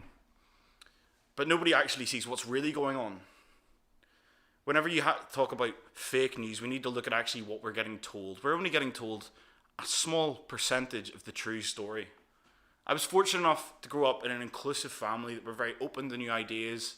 And whenever I came to Glasgow, I was surprised to see how inclusive it was in so many ways, despite how many divides it had over the years from politics and football. But actually, how vocal the students were about real issues, not just facing students, but facing the world. The number of people that I've been able to meet over the years, in my role and outside my role, through interactions, friendships, everything, has really not only opened my eyes, but confirmed what my thoughts were. Students aren't the worst. We have to ignore what the news is saying every time they put out what things are going wrong or whatever people are being told is how students are and what the average student is. But things have changed. If you look in the 1970s and 80s in the student movement, how they were driving change, they were pushing for better equality. If you look even in recent years at Glasgow University, they led the change for equal marriage. And they were the driving force in this city, leading that march. At the forefront of that, not executives, not people in charities taking big pay cuts, but students paying fees to be in a city and still wanting to see that change. A completely selfless act for the good of humanity and the other people around them. If you look at the biggest issues that are facing our country and beyond the world right now, there are so many things that students are really driving the change. I had the fortunate opportunity of working within the university and also as a sabbatical officer with the university. One of the things was about the sanitary product scheme, and that was introduced into schools and colleges first. And my predecessors and myself and the current successor to myself have helped implement that for what should be a basic right for all people. And now the Scottish Government is adapting it to expand it and look into the future how it can be free for everyone, not just people in education, but for all. Whenever you look at the biggest issues and headlines outside of what students are talking about, you always see headlines about war, drone use and bombings, how the environment is crumbling around us. Someone has already said in the comments today, and I have to feed that in, about plastic pollution and how that's impacting the world. And we're looking at green technology and how that's changing things, and there's the divide between the big oil companies and the gas companies and the people trying to do better for humankind. But when you bring it locally, these issues become more apparent, and how strong a student voice can be in that change. The number of people to sign petitions and urge the university to become more green this year has been like no one has seen before in any other climate activism in the past 20 years. Climate is one of the most talked about terms in the media, online, influencers around the world trying to put their spin on it, but who is the one form of population that is really actively, daily trying to change that? And that is the students. We've got a Green New Deal led by the students, and that is guiding the university in their plans on how they can become a carbon neutral university and in the future become a more green university. And it's driving this change. And on a wider scale, that influences the city. It influences a country. It's not just a personal experience. It's a widespread ripple effect that people can have just by using their voice, and the platform and confidence that students are given for that, but not the credit. We talk about wars and recent bombings in Syria by the US government and how disgusting that is. But no one talks about the arms divestment group at the University of Glasgow trying to push for their institution to be better, and in reflection on a wider scale how that can impact policy by a government and how they approach things in future.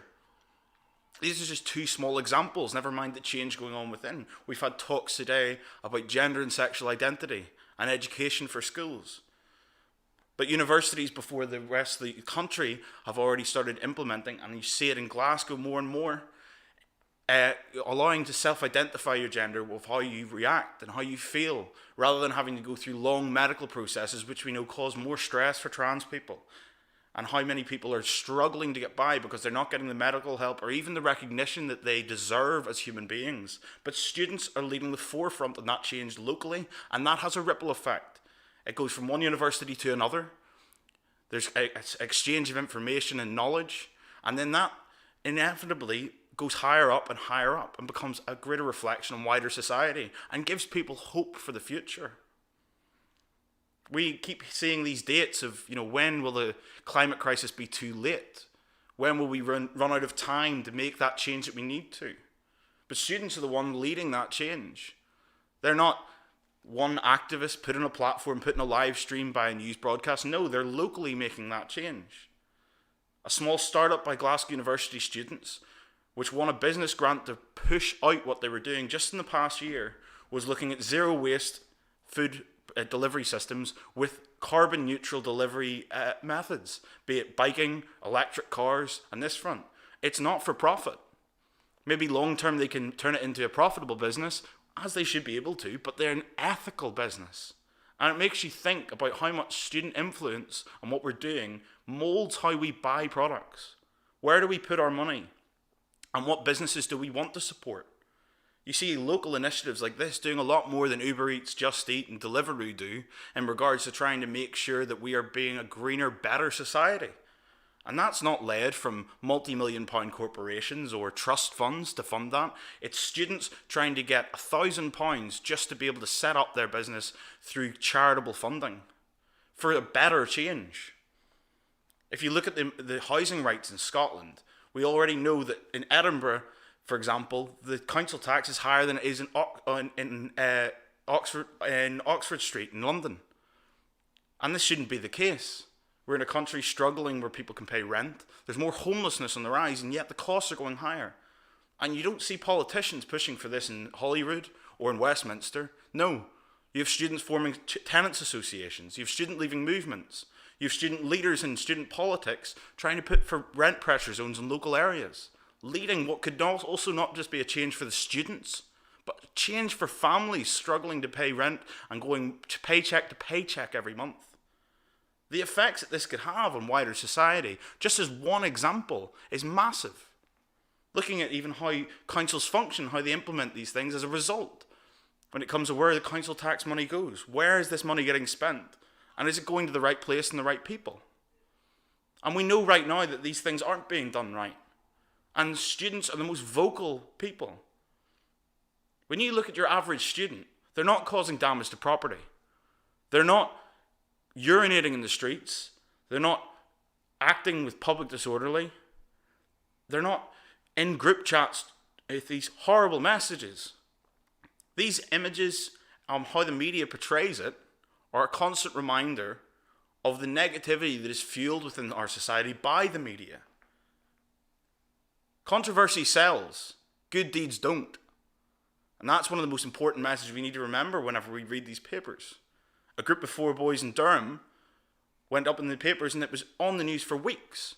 There's still headlines coming out every so often as it progresses. And that was 4 individuals. At Glasgow University alone, there's 30,000 students. In Scotland, there's hundreds of thousands of students. Home students, local students, mature students, international students driving this change. We've got student leaders at Glasgow University who are discussing policy with politicians and running for politics because of how much change they're making for home and estranged students. We've got students defending sexual violence and trying to promote greater equality and greater safety in our city, We're getting better lighting, we're getting better security and making people feel safer. Yes, it helps the students who live in these areas, but it helps everybody else. There aren't average families or average people out in the streets protesting against gender-based violence. There was a march last year of thousands of students. Fight for the night, save our streets. Make them a safer place for women and people as a whole. We shouldn't have to go outside with something in the back of our head telling us that we need to be careful of danger around us. But unfortunately, we're in a society where people do. And again, you don't have your local MSP on the news talking about why we need to stop this. No. You have students paying £9,000 a year, £450+ a month in rent, potentially more taxes, bills, extra costs, learning materials, and they're the ones driving the change. They're paying for everybody else to get that right. And I want to follow back to what I said before. Controversy sells, good deeds and the truth don't. An amazing book which I read, suggested by my physics teacher when I was 14, was The Tiger That Isn't, Seeing Through a World of Numbers. I'd recommend it to anybody. And it says how the media has portrayed things for years, especially newspapers, manipulated stories and media and data, not because it's fake news, because it sells better to how they sell it. And instead we need to see what real activism is, we need to see what real change is happening and where it's coming from. Students are the worst, because the media wants you to think so. Because that sells. When actually, students are the best thing for society there is right now. With knowledge, determination, activism, and social change being a focal point within universities. Thank you.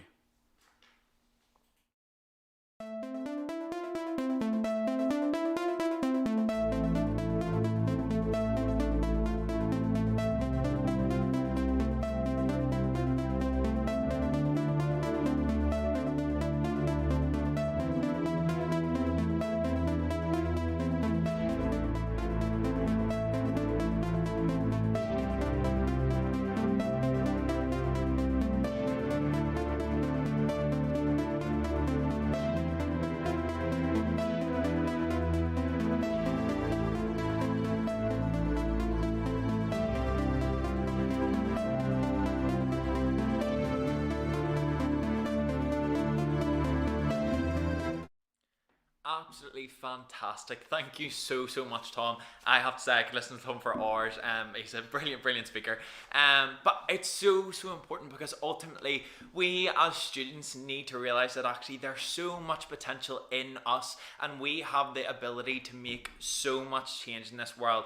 And you are change leaders, and that is so important that we actually start to believe that, because as Tom said, we are sold these images of ourselves that are actually so distorted, and ultimately we need to make that change and actually change that narrative so that other people can change that narrative and see what the truth really is. Thought it was really interesting. Tom said in his talk there, controversy sells, good deeds don't, and maybe it's time that we change that narrative to make sure that good deeds start to sell, because ultimately that is what makes the world go round. We want to live in an environment that is actually beneficial for everyone, and actually it's a safe, wholesome place that actually allows us to be ourselves and do all of those things, because ultimately that's the type of world we want to live in, and we as students are the people who can lead that change, and start to make that world look a little bit more like the way we would want it to. But thank you so much, Tom. That was fantastic. Folks, we are coming towards the end of the day, and we have one more thing for you, but I just wanted to say a massive thank you for staying with us. It's been fantastic to see so much engagement, so much positivity, and so much love. It's so nice. Sometimes when we're running events like this, we never know what it's going to be like. It could go any way, but to see you guys engaging with it and moving passionately, and actually engaging with all these different topics, each of which are so incredibly important and affect so many people, but it's really important that you continue to engage with these. So we just want to say a massive thank you for joining us today and actually taking part, because you guys are just as important as any of our speakers, any of our presenters, anything like that. It's so important that actually you guys are there with us, and we can work with you to make this exactly what we wanted it to be. But I just kind of want to return for a second to our theme of distortion.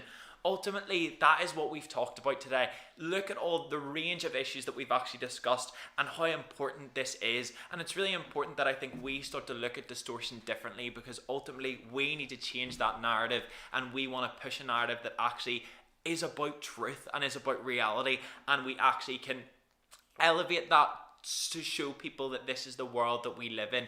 And we've seen things like deep fakes, and we've seen all those things, and the future is uncertain, but we need to be the people that we ground ourselves in reality to make sure all of those things actually are so important, and we continue to make that change, because that's what we're here for. And ultimately, TED is about ideas that are worth sharing, and I really hope you've gotten an awful lot out of everything that has been shared today. It's been such a good experience, and so interesting to see so many people come and talk about such a range of interesting things.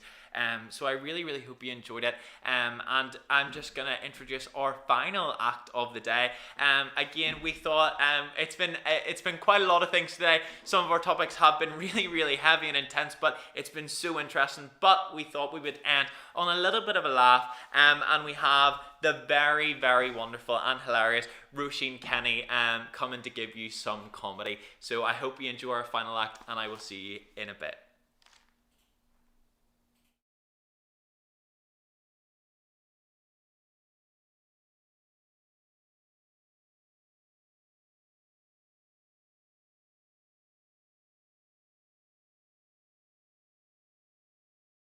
To unmute. There we go. Hi. Okay. I think that I am unmuted. Am I meant to be able to hear everyone else? Yeah. Oh, okay. Hello. Sorry, just getting used to this. Right. Do I just go now? To be honest, sorry. Oh, you're just a guy. Like, I don't know. Tom says yes. So good start. Cool. It's all good. Hi everyone. My name is Roisin. Hope you're all doing good through in, well, I assume Glasgow. I don't know where you all are. I am from Glasgow originally. I know I don't sound it, but that is where I'm from. I don't live there just now. I live in Edinburgh. And honestly, I really miss it. Like, I was there just a little bit before the pandemic started, so over a year ago, which sucks that I haven't been back since then. And one thing that I love about it so much is the way that it's got this total duality in terms of its personality, you know, and it simultaneously wants to be known as the friendly city and the stabby city. And the big, you might know the big statistic which is quoted about it, and is in the same year it was voted the friendliest city in Europe, and it was also the stabbing capital.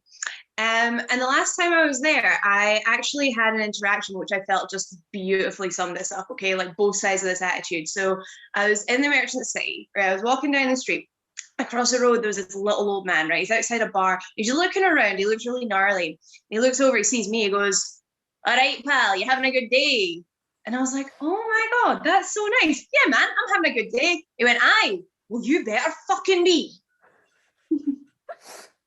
So now I live in Edinburgh, where they just keep that rage inside and let it fester into middle-class entitlement. Yeah, so pretty good times. So obviously things have been pretty stressful for the last conceivable memory.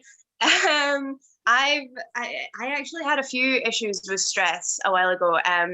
My hair started falling out, which really sucked. For a while, no one was really sure why my hair was falling out. They thought there might be androgenetic alopecia, which isn't technically meant to hit until the menopause. But I was like, in fairness, the place in Glasgow I'm from has a life expectancy of 54 and I'm 28. So maybe this is just it. Maybe this is the menopause. But then they said, you know, maybe it could be stress. You have a lot of stress in your life. And I was like, well, not really. You know, I quite enjoy my job. I feel like I have a lot of good support networks. I guess if I was going to talk about one thing, which is a little bit stressful, 2 or 3 times a week, I try to get on stage and make a room full of people laugh. So that's pretty nerve-wracking. So I quit comedy about 1.5 years ago. That's not going well. I think it was quite hard for me to try to quit comedy because I did make a real effort at it. But then someone would be like, "Do you want a gig?" And I'd be like, "Yes," fully knowing that I shouldn't be doing that. And I think that one reason that I found it difficult is that it's kind of the first thing, like the first sort of art form that I've ever really, focused on. It's the first one that I've really just said, okay, I'm going to do this one thing and I'm going to try and learn it and get better at it and learn the craft and all this other stuff. And it's really kind of difficult to do something like that and then suddenly have to quit. So I thought to myself, okay, what's something else that I'm good at? And I could just do that instead. Immediately my brain was like, blowjobs. But that's not really the same, because apart from anything, I don't really want to do that as a career. I mean, fair enough. If that is your career, that's cool. But to me, when you do something like performing, the whole idea is that you want to influence people, right? And the more people, the better. Some people are like, oh, no, I do it for the art. Fuck off. No, you don't. You do it because you want to leave a sort of impression and imprint on other people. And, for me as a comic, I love that. Sometimes I can perform for tens of people. Blowjob is like maximum 4. I'm never sure what number to say with that joke, because in one hand, like I could go really high and say 10, and you'd be like, shut the fuck up, Roisin. But I don't want to lowball it and say 4, and you'd be like, pussy. It's a poor choice of words. So yeah, it's coming up to a year since the pandemic officially started. I don't know about you guys. I was in a relationship a year ago. I am not anymore. It was a weird sort of time, because when the whole thing started, the guy that I was seeing, we'd been together about 6 months. And of course, that meant that we had a choice, right? We could either isolate alone and not see each other maybe for months, or we could self-isolate together in his tiny little cottage in the middle of the Scottish borders with no one around for miles and miles and miles. We're both mental. So we chose the second one. We're not on speaking terms anymore. And, I've sort of thought a bit about this sort of stuff because, lots of time to think at the moment. And I don't know how much I want to say in terms of, things like privacy and stuff. But I feel like the one thing I will say for why I think it probably ended is I realized I think I was dating a secret Tory. And you know what? Some people like Tories, and that's absolutely fine. That's between them and the therapist. But my vagina is an echo chamber. I only fuck left-wing men. Speaking of therapists, I did actually start seeing a new one recently, which was pretty exciting. Seeing a new therapist is like the first day of school. Can't wait to have fun and make friends. And by friends, I mean one friend, and she says it's inappropriate to call her my friend, but I will break her. I kind of held off getting a therapist for a long time for a couple of reasons. The main one is, I don't know if you've ever got therapy in the UK, right? Basically, you have 2 options. You can go private or you can go NHS. Now, private, you'll get seen pretty quickly. NHS, there is a waiting list of around 2 years, but the NHS is free. Now, I have a condition that I inherited from my mother. You might have heard of it. It's called tight bastard syndrome. I literally cannot pay for something if I could also get it cheaper, shitter, but for free. When I originally wrote that joke, I called it tight cunt syndrome. And then I read it back over. I was like, nope, different thing. You also have that one, fellas. But yeah, no, she's been helping me out with a lot of stuff. And she has actually encouraged me to start dating again, but obviously dating during the pandemic is a rough time. Like, hey, do you want to meet up and not touch each other? No, like not even slightly. So I'm pretty excited. I actually got the vaccine a couple of weeks ago, which was exciting. Frontline worker, baby. And there was obviously all this stuff around the vaccine when people were like, oh, but aren't you scared that someone's going to use it to control you and control your life? And I'm like, I mean, to be fair, someone has to. I am seeing normal times. I am a Harry Potter tour guide, okay? Like, I wander around car parks in Edinburgh and I pray that no one asks me any questions about transphobia. Fuck it, let Bill take the wheel, okay? Like, maybe he can do a better job. But yeah, but aside from pandemic stuff, I do feel like I have other issues with dating, especially things I don't really understand, like the kind of the boundaries when it comes to dating. Like, what does it mean to be in a relationship? What does it mean to be in love? To sort of to enter into something that you kind of theoretically hope will last forever. I find that whole stuff kind of weird.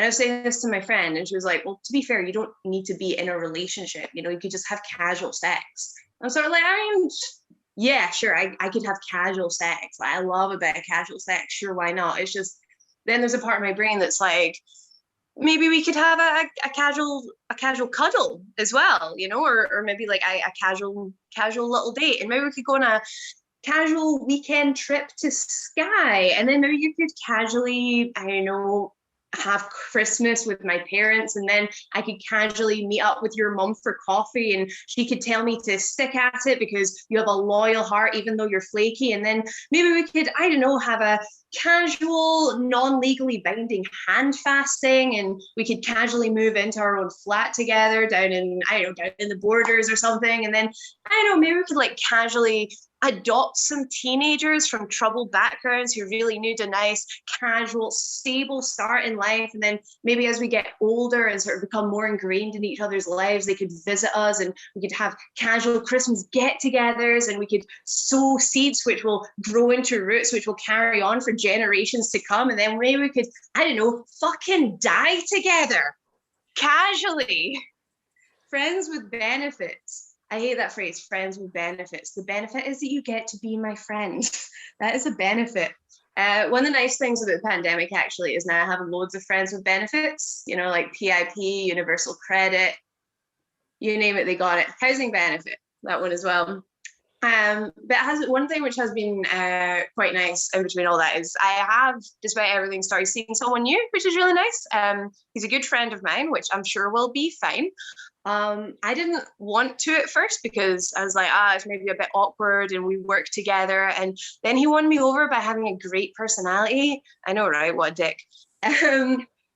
But like, I think one thing which really works for us is that it's not just the things that we have in common, but also our differences really complement each other. So for example, I'm an extrovert and he's an introvert, and I'm a Taurus and he's a Sagittarius, and I have IBS and he has no sense of smell. It's like we're made for each other, honestly. I am joking, he's a Virgo. I have like maybe a couple minutes left. Do you guys like science jokes? Yeah. Sure. Okay, why not? I'm gonna do three science jokes and I'm gonna fuck off. So joke number one. Halloween a few months ago. It was pretty quiet, but that was fine. A friend of mine dressed up as Schrodinger's cat, which was really funny. So he put on a cat costume, locked himself in a box. The thing was, he never told us how to unlock the box, so he is definitely dead now. Joke number two. Okay. So what if we got together all the world's top brain scientists every year to present their findings through song, and we could call it Neurovision? Joke number three. So I was in New York a couple of years ago. I noticed they had a really large Hasidic Jew population. Now that's absolutely fine. I just wasn't used to it. Here in Scotland, we don't have many Hasidic Jews. All of our Jews have a pH level of 8 and above. That's a slow burner. Well, guys, I've been Roisin Caird. You've all been absolutely lovely, and I hope you enjoy the rest of your day. Thank you.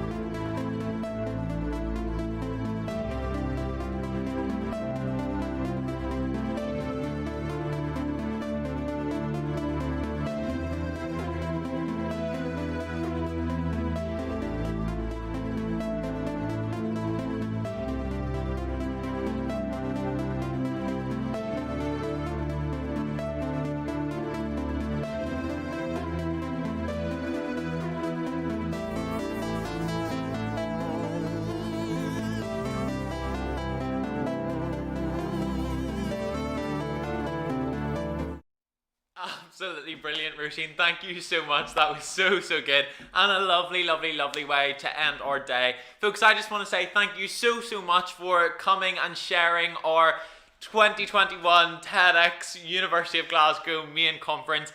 It is so good. Thank you for joining us. It has been an absolute pleasure to be your host. I hope you've enjoyed it, and I really hope keep talking about all these issues. It's so important that we keep the momentum up, and please do get involved with TED because it's such an exciting opportunity, and hopefully when we're able to do a few more things in person, we'll have loads of events coming up. So do keep an eye on all of our social media for all the events that are going to be rolled out in the next few months. But the last thing for me is to say thank you so much. It's been an absolute pleasure. I'm now going to hand over to our project manager, Maria, but thank you so much, and I hope to see you very soon. Bye. Hello, everyone. My name is Maria Błasińska, and I have the privilege to speak to you as a project manager of TEDx University of Glasgow. So I would like to take this opportunity to thank people without whom none of this would have happened. I would like to thank all of our sponsors, especially our main sponsor, Swissy Vegan Kitchen, one of the best restaurants in Glasgow, believe me. They kindly provided each participant with a discount code, so make sure that you use it and try them out. I would like to also express deep appreciation for the Adam Smith Business School and SRC for their incredible support throughout this tough time. Next, I am very grateful to all student bodies and performers who supported us and made this conference more creative and fun. Thank you so much. I would like to also thank our speakers for raising important issues and inspiring so many of us in this bizarre, distorted reality. Of course, special thank you goes to Bailey, our star host, who has already become a part of our TEDx family. Thank you, Bailey. Lastly, I couldn't forget about my amazing team. First, I would like to thank Heather Hooper, our ex-project manager, who bravely led this team and the conference until recently. Next, I would like to thank all of the coordinators, Jordan, Tom, Michael, Pascalina, and Aniela, who have been the biggest support in trying to make this conference work. Finally, I want to thank every single team member for your dedication and involvement, and for every single post you shared on your social media. And of course, thank you to our audience. Thank you for coming and taking this Saturday to watch the conference. As I said before, we didn't promise that you will leave this conference with clear answers, but we hope that it, to some extent, illuminated the foggy field of vision we are all experiencing in the current distorted reality. Thank you so much, everyone. That's unfortunately the end, but we're hoping to see you next year. Thank you.